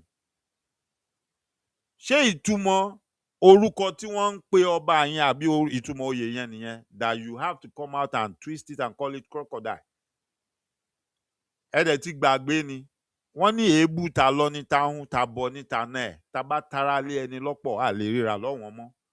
Ṣẹ̀wọ̀n para òṣì ara ọ̀rọ̀ rándanrandan tẹ́ ẹ̀ ń sọ òun ló mú àwọn wèrè kan náà tí wọ́n gbé ẹnu wá tí wọ́n máa sọ̀sọ́kúsọ sí àwọn orí adé wa. Ẹ̀yin aráalé gẹ́gẹ́ bí mo ṣe sọ mo fi ìṣẹ́jú mẹ́wàá lélẹ̀ tí mo nígbàgbọ́ pé ó ti pé níwọ̀n gba àgbà tí ààrẹ nìkankan tó fẹ́ pè wọlé mo máa kásẹ̀ ètò ńlẹ̀ ní ti tòní. Ẹ má bínú o ó dàbí pé mo fẹ́ wò ni o. Ok mo rò pé èèyàn kan pè ní bọ̀ mo ti wò kò ń ṣe pé wọ́n pè mí ẹnìyẹn kàn send message fún nǹkan míì ni. Mo fẹ́ dúpẹ́ lọ́wọ́ gbogbo wa pé a kú àtàárọ̀ a kú àdúrótì Elédùmarè adílé àti ọ̀nà ẹnìkọ̀ọ̀kan wa mú Elédùmarè á wà pẹ̀lú wa. Ilẹ̀ kóòtù ajíire bí kò ní dàrú láṣẹ Èdùmarè. Gbogbo ẹni tó bá lóun máa dàárín wa rú Elédùmarè ò ní gbà fún wọn. Wọ́n á fọmọ wọn di wọ́n á fàyà wọn di wọ́n á fọkọ wọn di láṣẹ Èdùmarè. Gbogbo ẹni tó ń jẹpo tó ń jata tó ń mumi tó ń mí atẹ́gùn símú lórí ilẹ̀ kóòtù àjíire tó jẹ́ pé gbogbo iṣẹ́ ọwọ́ ẹ̀ tó ń ṣe gbogbo orin ẹ̀ tó ń rìn ni pé ọ̀nà bóun ó ṣe da ilẹ̀ kóòtù àjíire rú ni Elédùmarè ò ní jẹ́ kán jèrè Elédùmarè ò ní jẹ́ ó ṣeé ṣe fún wọn. Ó dàbí pé ẹnìkan ń pè wá ok bàbá mi tó ń pè yẹn màá pè yín padà ń sìn mo rí ìpè kan tó wọlé màá pè yín padà ń sìn mò ń bọ̀ o. Ok.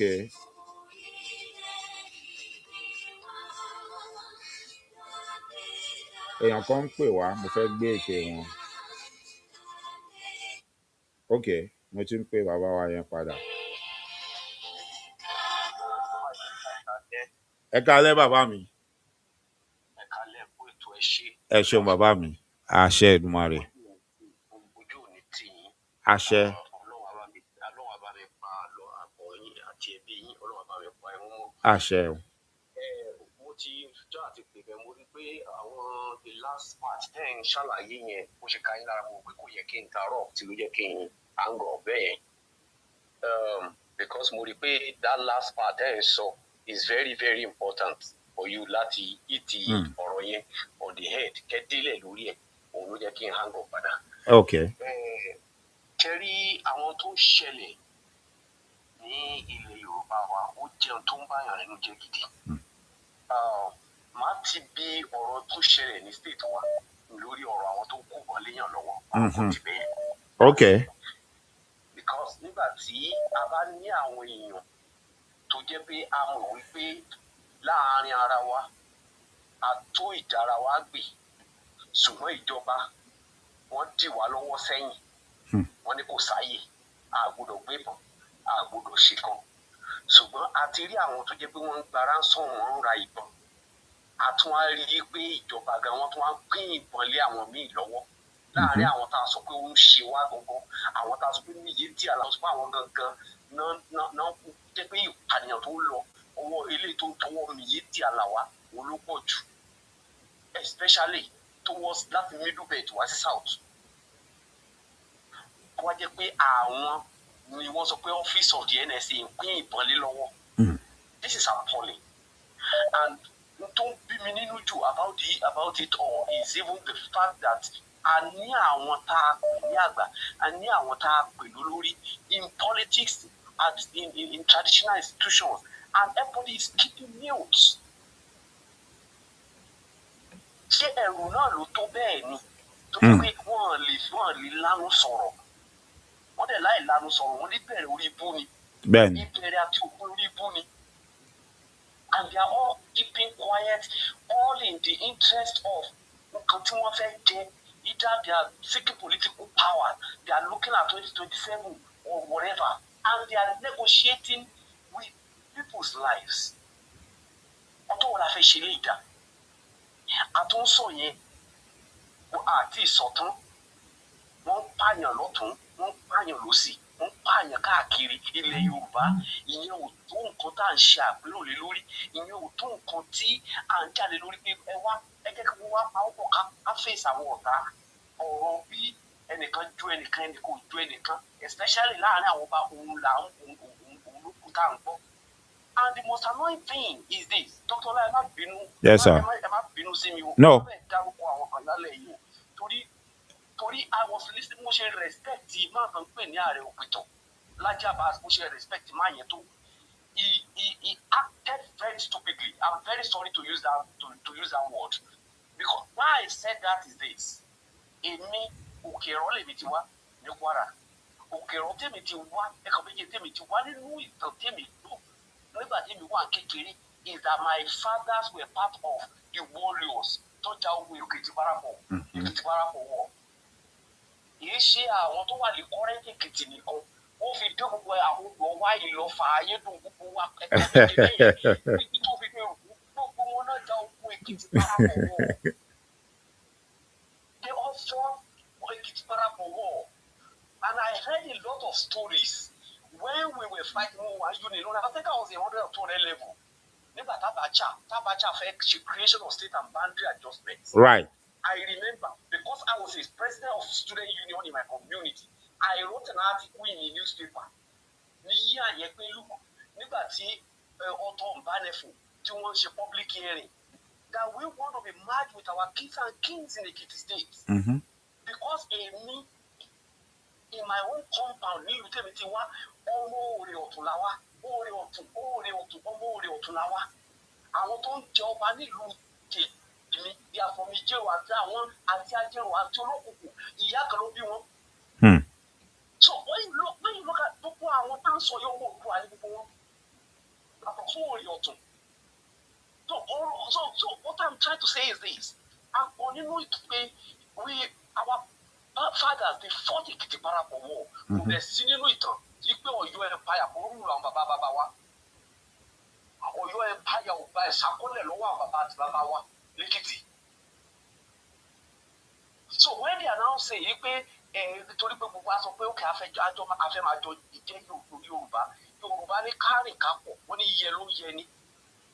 Now we build the name all together àwọn wálé wọn sọ pé àwọn fẹ́ jẹ. Do they still think Ọ̀yọ́ empire is in existence?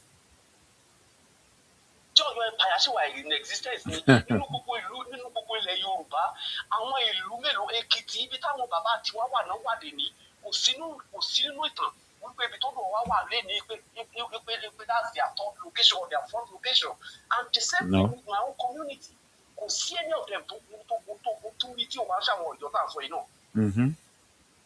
So bàbá Àjàyí Crowder tó gbé ní Òṣogbo gbogbo àwọn area yẹn wọ́n ti tú gbogbo area yẹn ṣé ní jẹ́ ọlọ́mbà Ọ̀yọ́ yìí náà ni wọ́n lé káàkiri because wọ́n ní ibi tó wọ́n gbé ọ̀tẹ̀ claiming powers over and territories where they are not supposed to go.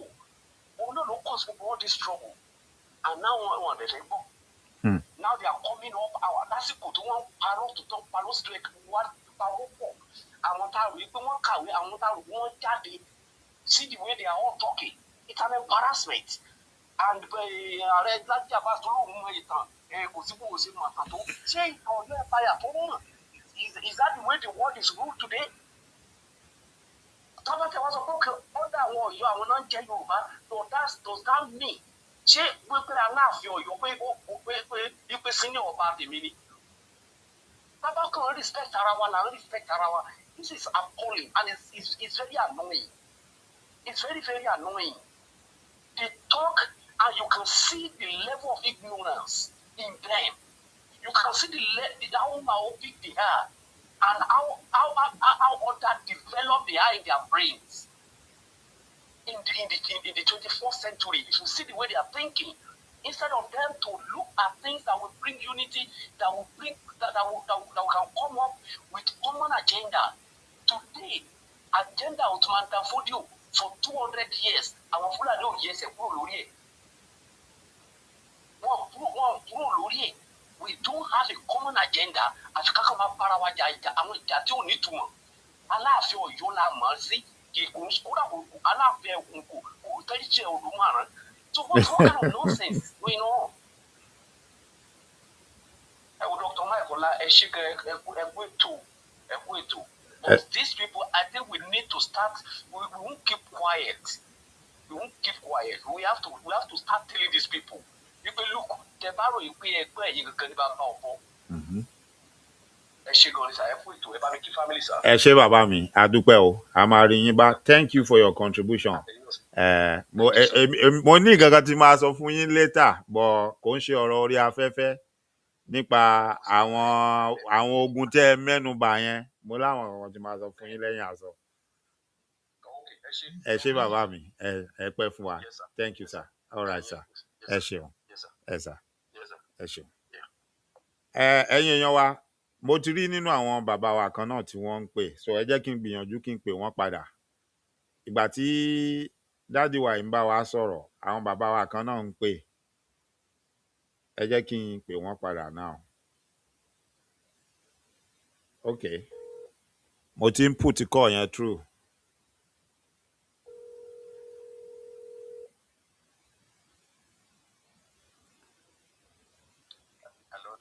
Hello bàbá ẹ kálẹ́ o, ẹ ti wà lórí afẹ́fẹ́ o. Okay.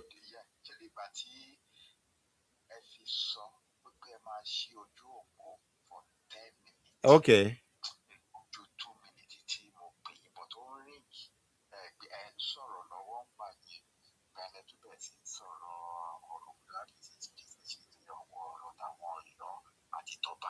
Okay. Okay.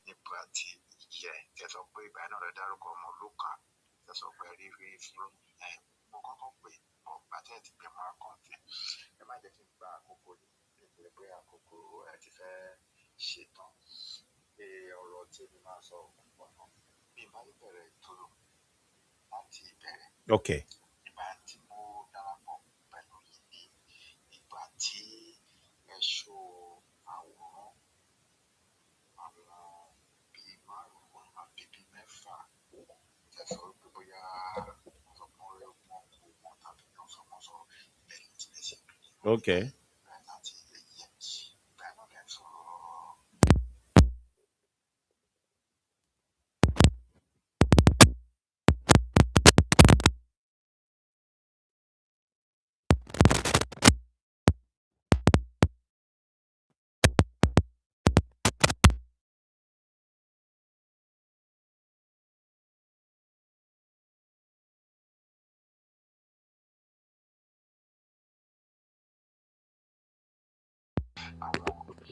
terrorist wọ́n kàn sọ pé bandit ní tàbí àwọn Boko Haram they are terrorists. Ìjọba ló pa àwọn èèyàn ẹ̀ ẹ̀kọ́ tí ó ti fojú hàn náà ó ti fara hàn náà. Kò sí nídìí pé ká máa sọ pé à ń ṣàbòsí à ń fi ẹ̀gbẹ́ ẹnu kan sọ̀rọ̀ ó ti fara hàn náà. Ṣèbí gbogbo kinní wọ̀nyí náà ni Dr. Malafia ti sọ gbà yẹn náà tó ti sọ nípa gbogbo àwọn nǹkan tó ń ṣẹlẹ̀ tó ti sọ gbà pé ìgbà kí lorúkọ ẹ̀ ìgbà COVID-19 náà ti bẹ̀rẹ̀ sí ń move àwọn logistic wọn move owó ṣe gbogbo ẹ̀. Kinní náà Major General retired Major General TY Danjuma náà sọ náà tó sọ pé gbogbo àwọn armed forces both police àwọn military àwọn níbi tó gbogbo ẹ̀ làwọn pípọ̀ ẹ̀ ti fi straight ìgbà náà lọ sọ pé káwọn ọmọ ìlú òun wípé kán dáàbò bo ara wọn. Gbogbo ẹ̀ náà ló ti yẹ kó yé àwọn èèyàn ìjọba náà ló wà nídìí ẹ̀ náà wọ́n forúkọ àwọn èèyàn àwọn tó ti ń dárúkọ láìpẹ́ yìí kí wọ́n fi ṣe wọ́n dárúkọ Màtàwálé náà wọ́n dárúkọ kí lorúkọ ẹ̀ ilé tó bá Buhari ṣe iṣẹ́ gbà yẹn náà yẹn Pàtàmì náà wọ́n dá lóríṣiríṣi. It's not about àwọn agbénipa tó wà nínú igbó nìkan ni even kan àwọn tó wà nínú ìjọba ń kọ́. Kọ́mọ́ndọ̀ Kúnlé Ọláwùmí náà ti sọ ó sọ náà wípé wọ́n mú àwọn kan ní USA ìgbà United Arab Emirates ó ní almost 400 people tó jẹ́ pé wọ́n forúkọ ránṣẹ́ sí Buhari ńgbà yẹn ó ní wọn kò sí nǹkan kan tó ń fi ṣe wọn. Ó dẹ̀ sọ àwọn ó lo àwọn ọ̀rọ̀ kan ó ní because of religion sentiment àti ethnic sentiment ó ní wọn lè come after àwọn kan. Ó ní nínú wọn wà ní National Assembly ìmínú wọn gan wọn ń ṣe wọn ti kàn. Ìbí ọ̀pọ̀lọpọ̀ orúkọ náà wọ́n ń dárúkọ ìfúnpọ̀ ilé iṣẹ́ ọ̀túnmá ní Kaduna ń gbà yẹn kọ́ ìyẹn kí ni orúkọ ẹ̀ ìyẹn láti wọn náà kọ́ ẹ̀ẹ́dùnfàyẹ̀ láti ẹ̀rùfàyẹ̀. Ṣé mọ̀ gbọ́ wa tẹ́ bá dẹ̀ wò ó náà gbogbo kìíní yìí is agenda is about Islamization.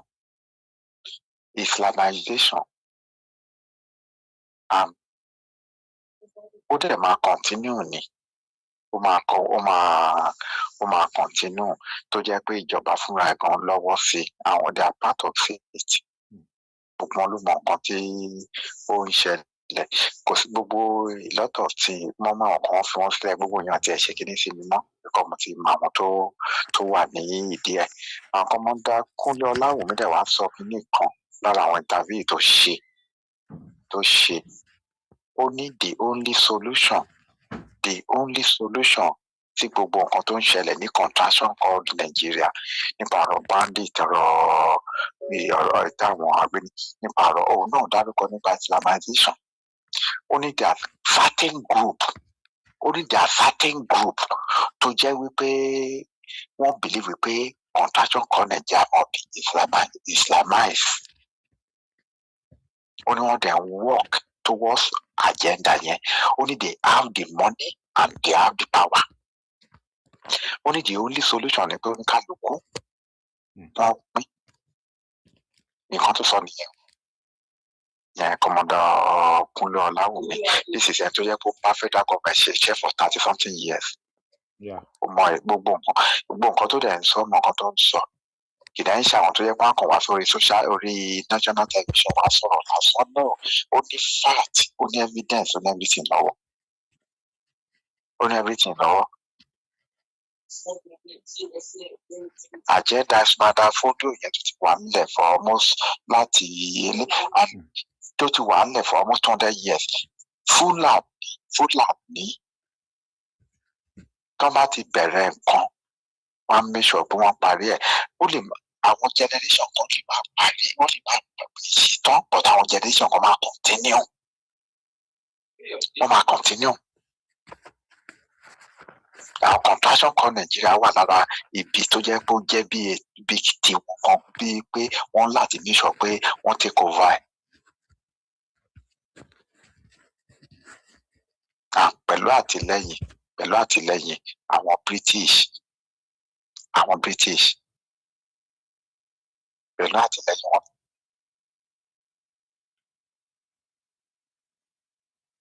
Gbogbo ipò bóyá àwọn kan wọn kò kìíní fún wọn, àwọn ló wà díẹ̀ náà.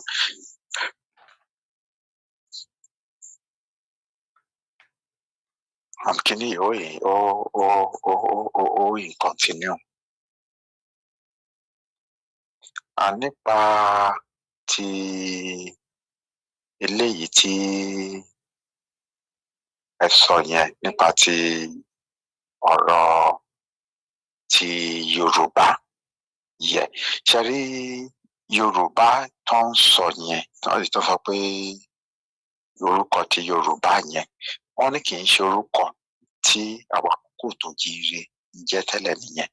Yorùbá tó ń sọ yẹn wọ́n ní Ọ̀yọ́ àtàwọn ìlú kan tó wà lágbègbè ẹ̀ even kan Ọ̀yọ́ empire yẹn náà kò irú ọ̀dọ̀ wa kan Ọ̀yọ́ gbogbo agbára Ọ̀yọ́ empire ńgbà yẹn kò dé ọ̀dọ̀ wa kò dé irú Ondo state irú àwọn Àkókó lọ káàkiri ńbẹ̀ yẹn kò débẹ̀ rárá.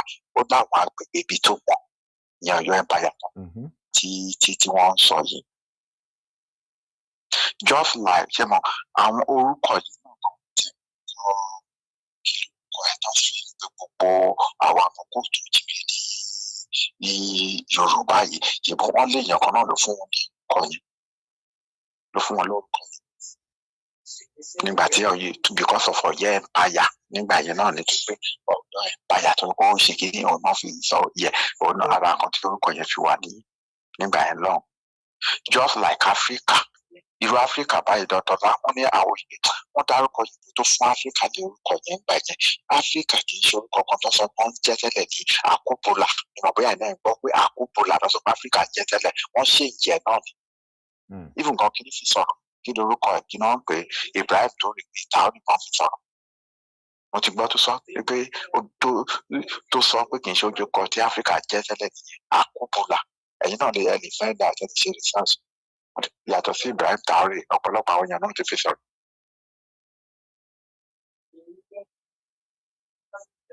Kí adá fún ọ̀bẹ yẹn. Yeah, just like ṣe ọ̀rọ̀ gbogbo rògbòdìyàn ó ń ṣẹlẹ̀ nílẹ̀ kóòtù jíire gbogbo ẹ̀ àwọn kan tí ò tiẹ̀ ṣe é gbọ́ tó jẹ́ pé àbòsí ló wà bẹ́ẹ̀ ìyẹn làwọn kan fọwọ́ rọ́ mú. Gẹ́gẹ́ bí ẹni tó sọ̀rọ̀ tún lẹ́ẹ̀kan ẹ tó tẹ́ tí bàbá wa tó pè tán lẹ́ẹ̀kan tó tán sọ̀rọ̀ tèmi fi pè wọlé tó ń dárúkọ kí lorúkọ ẹ̀ ló pè tán nípa nǹkan tó ń sọ nípa ìtàn kì í ṣe for long ni mo ti rí wípé ààrẹ òpìtàn ṣe controversial man for long time. Even kan bàtú bá fẹ́ pé òun sọ̀rọ̀ ìtàn gbà ẹ̀gbọ́n mi kí wọ́n ní jẹ́ kí n máa fi bẹ́ẹ̀ wò ó bọ̀ gbà tí mo ti wo kìíní the first time mo ti wo kìíní ẹ̀ fọ́nrán ẹ̀ nígbà yẹn tí mo ti rí àwọn oríṣiríṣi àwọn flaw tó wà nínú gbogbo ìtàn tó sọ pé òun gbà èmi ti rí pé nǹkan tó ń sọ. Wọ́n dẹ̀ rí gbogbo àwọn èèyàn tó ń wo fọ́nrán ẹ̀ náà tó ń sọ nípa ẹ̀ náà gbogbo ìtàn àtúmọ̀ ìtàn tó ń pa lóríṣiríṣi àtàwọn èèyàn náà tó jẹ́ pé nípa nǹkan tó ń ṣẹlẹ̀ ní Kwara State tó máa kó papọ̀ wípé wọn mọ̀ yàtọ̀ láàárín àwọn tó jẹ́ ti ẹ̀yà kó tó jíire àti àwọn ẹ̀yà Fúlàní tó jẹ́ pé most of them wọ́n ti wọ́n sí social media máa sọ tó jẹ́ pé wọn lóye dáadáa wọn dẹ̀ ní ìmọ̀ dáadáa lọ́tọ́rí pé social media fún wọn ní platform láti sọ̀rọ̀ wọn wá sórí social media wọ́n dẹ̀ máa mislead àwọn èèyàn. Wọ́n pọ̀ káàkiri dọ́là tó jẹ́ pé wọn ṣe research ọ̀pọ̀lọpọ̀ ọdún ọkọ̀ wọn mọ history ìfún ara problem kan ta ní nìyẹn ìdọ̀tọ̀lá ọ̀pọ̀lọpọ̀ àwọn èèyàn wa ń gbà míì wọn mọ history nǹkan tó bá ti gbọ́ lẹ́nu èèyàn kan náà ló máa sọ wọ́n wà sórí platform àwọn kan á lè jókòó sí ọ̀dọ̀ wọn á lè máa gbọ́ nǹkan tó ń sọ àwọn wọ̀nyẹn náà kan wọ́n ṣe research fúnra wọn. ó máa rí bí ìgbà tó ń pa afọ́jú tó ń fi ọ̀nà wọn afọ́jú.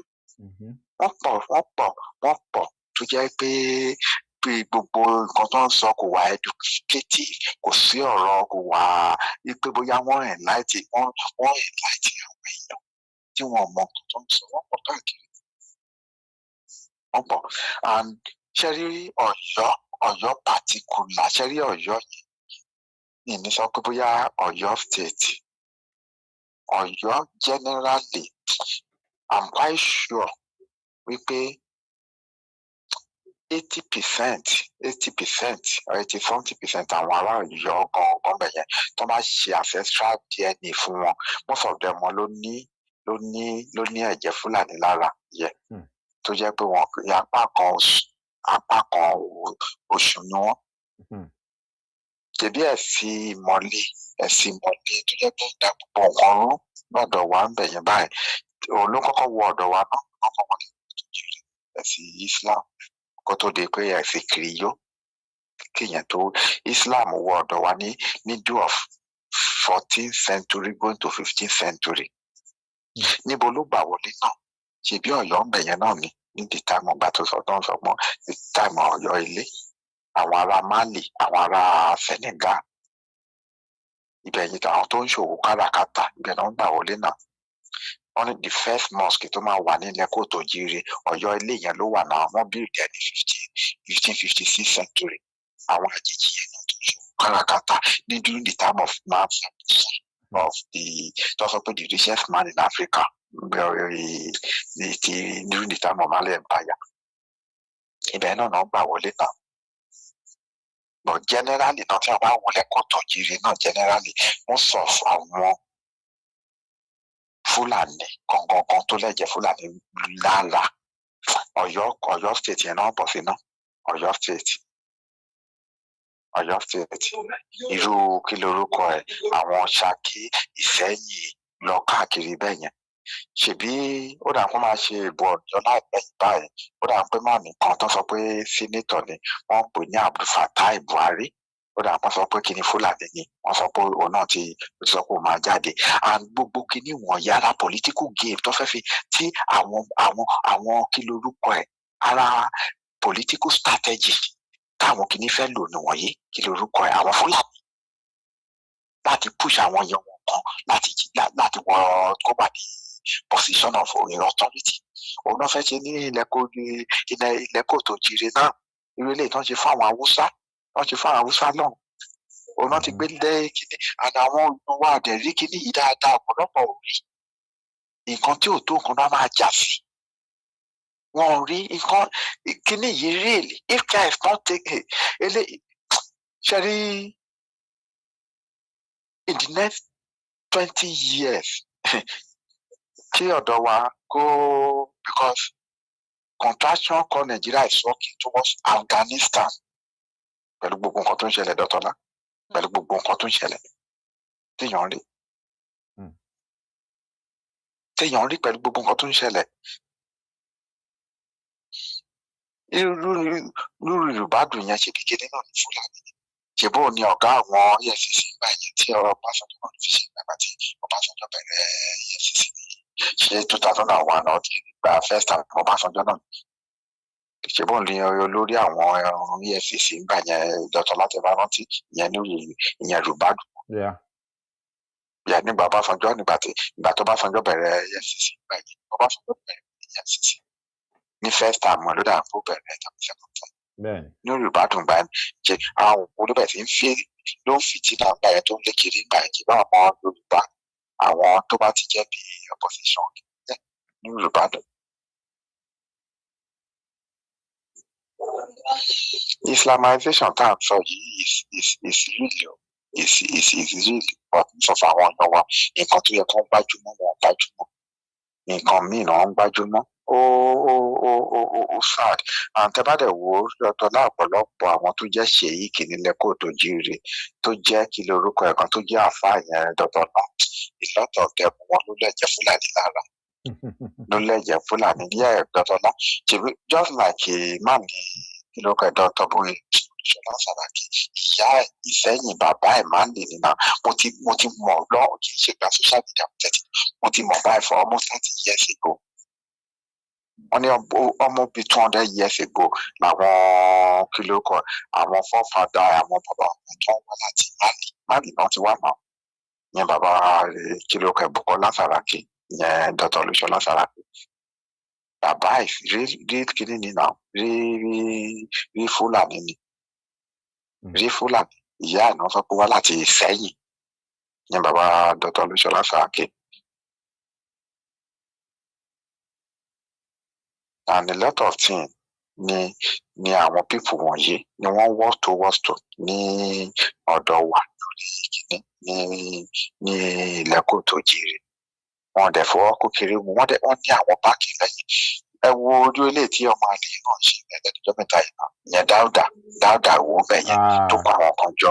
Ẹ ṣe ṣóò ní ṣékèjì ìtẹ́jà ìṣẹ́ ṣiṣẹ́ náà tó tẹ̀sí lọ́jọ́. Bẹ́ẹ̀ni. Ẹ ti ṣe dìsílẹ̀. Mo rí àwọn yàtọ̀ tó sọ pé àwọn DSS mú lọ that same day ni wọ́n fi sílẹ̀. Ẹ wo Dr. Contraction for Nigeria is a joke and it's an absolute mess. Àtẹ̀bátẹ̀ ọmọdé kú láìsàn on set ìgbà tí wọ́n ti amalgamate wa ní 1914 òun ló ti jẹ́ pé lórí irọ́ ni ọ̀rọ̀ Contraction for Nigeria.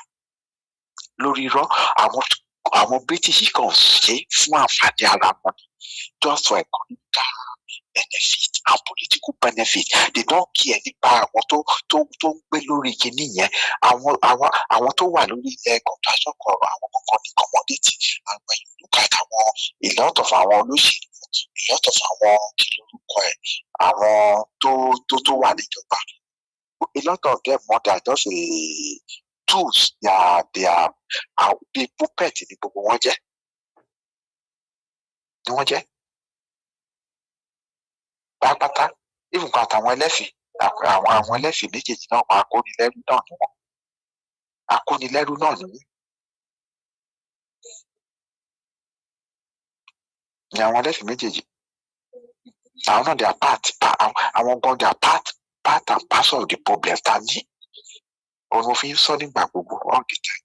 Bẹ́ẹ̀ sì àjòjì méjì tán pé wá fún wa wọ́n fi wá kó wa ní ẹrú ní irọ́ pátápátá ló wà bẹ́ẹ̀. Irọ́ pátápátá.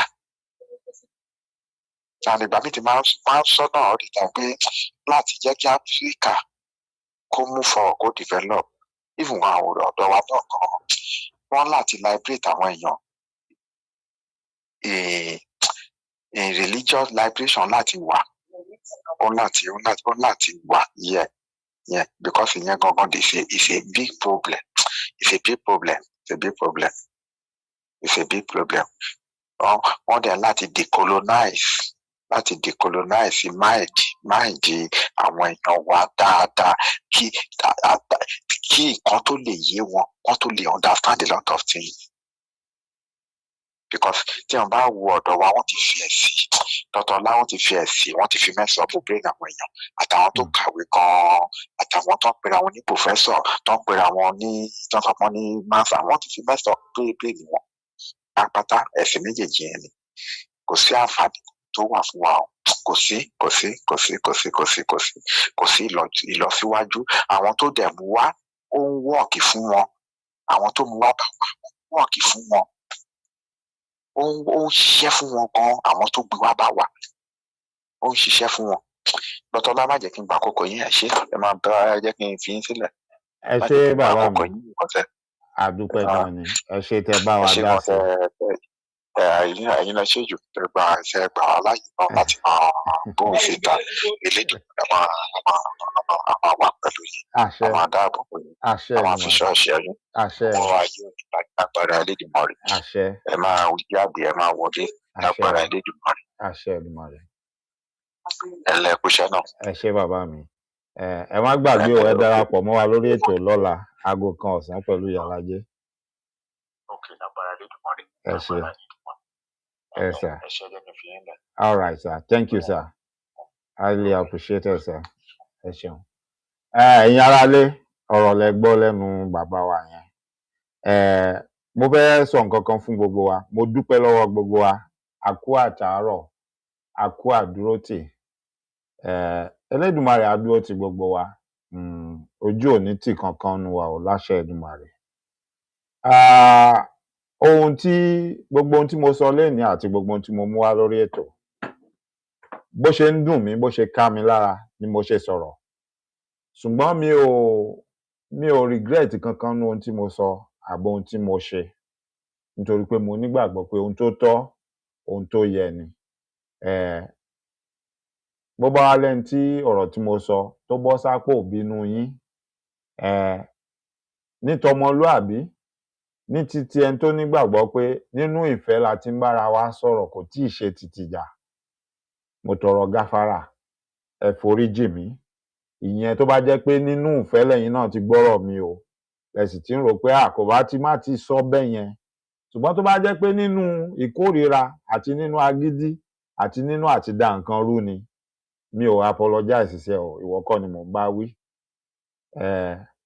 Gbogbo ẹ̀yin ìyá mi, ẹ̀yin bàbá mi, tẹ́lẹ̀dùmarè fi jíǹkí mi, tó fi sí sàkání mi, mo mọ̀ ọ́ lóore o, mo dúpẹ́ lọ́wọ́ yín.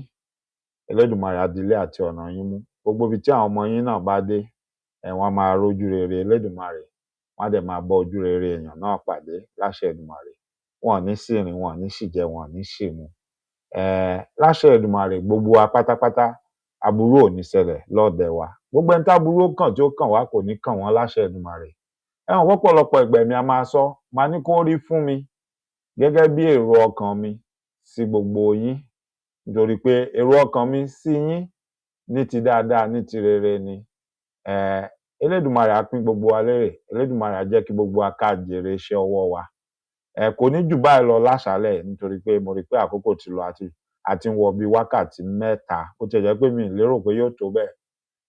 Ẹ má gbàgbé lọ́la, ẹ darapọ̀ mọ́ mi gẹ́gẹ́ lórí ètò bí aago 1 ọ̀sán lọ́dọ̀ àǹtí mi, ìyá mi, ìyáàfin Fúnkẹ́ Ìyálájé Global. Màá wà pẹ̀lú wọn lọ́la. A máa tẹ̀síwájú pẹ̀lú àwọn ètò wa tá à ń ṣe. Elédùmarè á dilé àti ọ̀nà ẹnìkọ̀ọ̀kan wa mú. Àní tójú oorun dójú kú o, àní tójú àlá dé kòtò. Gbogbo ẹni tó bá ní pé ká má padà wá, àbí gbogbo ẹni tó bá ní kémi àti yín ká má fetí gbọ́ra wa, ká má ríra wa, àwọn ni wọn ò ní bá wa péjú pésẹ̀ nígbà tá a bá padà jọ tó ń ṣètò láṣẹ Èdùmàrè. Wọ́n ní gbogbo ẹrù báyìí tí àrígiṣẹ́gi tó bá ti dìílẹ̀ báyìí, orí ara ẹ̀ ló ń gbé lé. Gbogbo ẹni tó bá ro tèmi àtẹ̀yin níbi, wọ́n máa forí ara wọn gbé láṣẹ Èdùmàrè. Ó ti rí bẹ́ẹ̀, ó ti ṣẹ bẹ́ẹ̀ o, kò yí padà. Èmi ọ̀rẹ́ yín ni Dr. Ọlábánjí Ọlágúnjú, tí gbogbo yín pè ní Dr. Mike Ọlá. Títí dìgbà tá a bá tún ríra láṣẹ Èdùmàrè, ire lójú owó ń rí o, ire lójú gbogbo wọ́n máa rí. Ó dàárọ̀ o.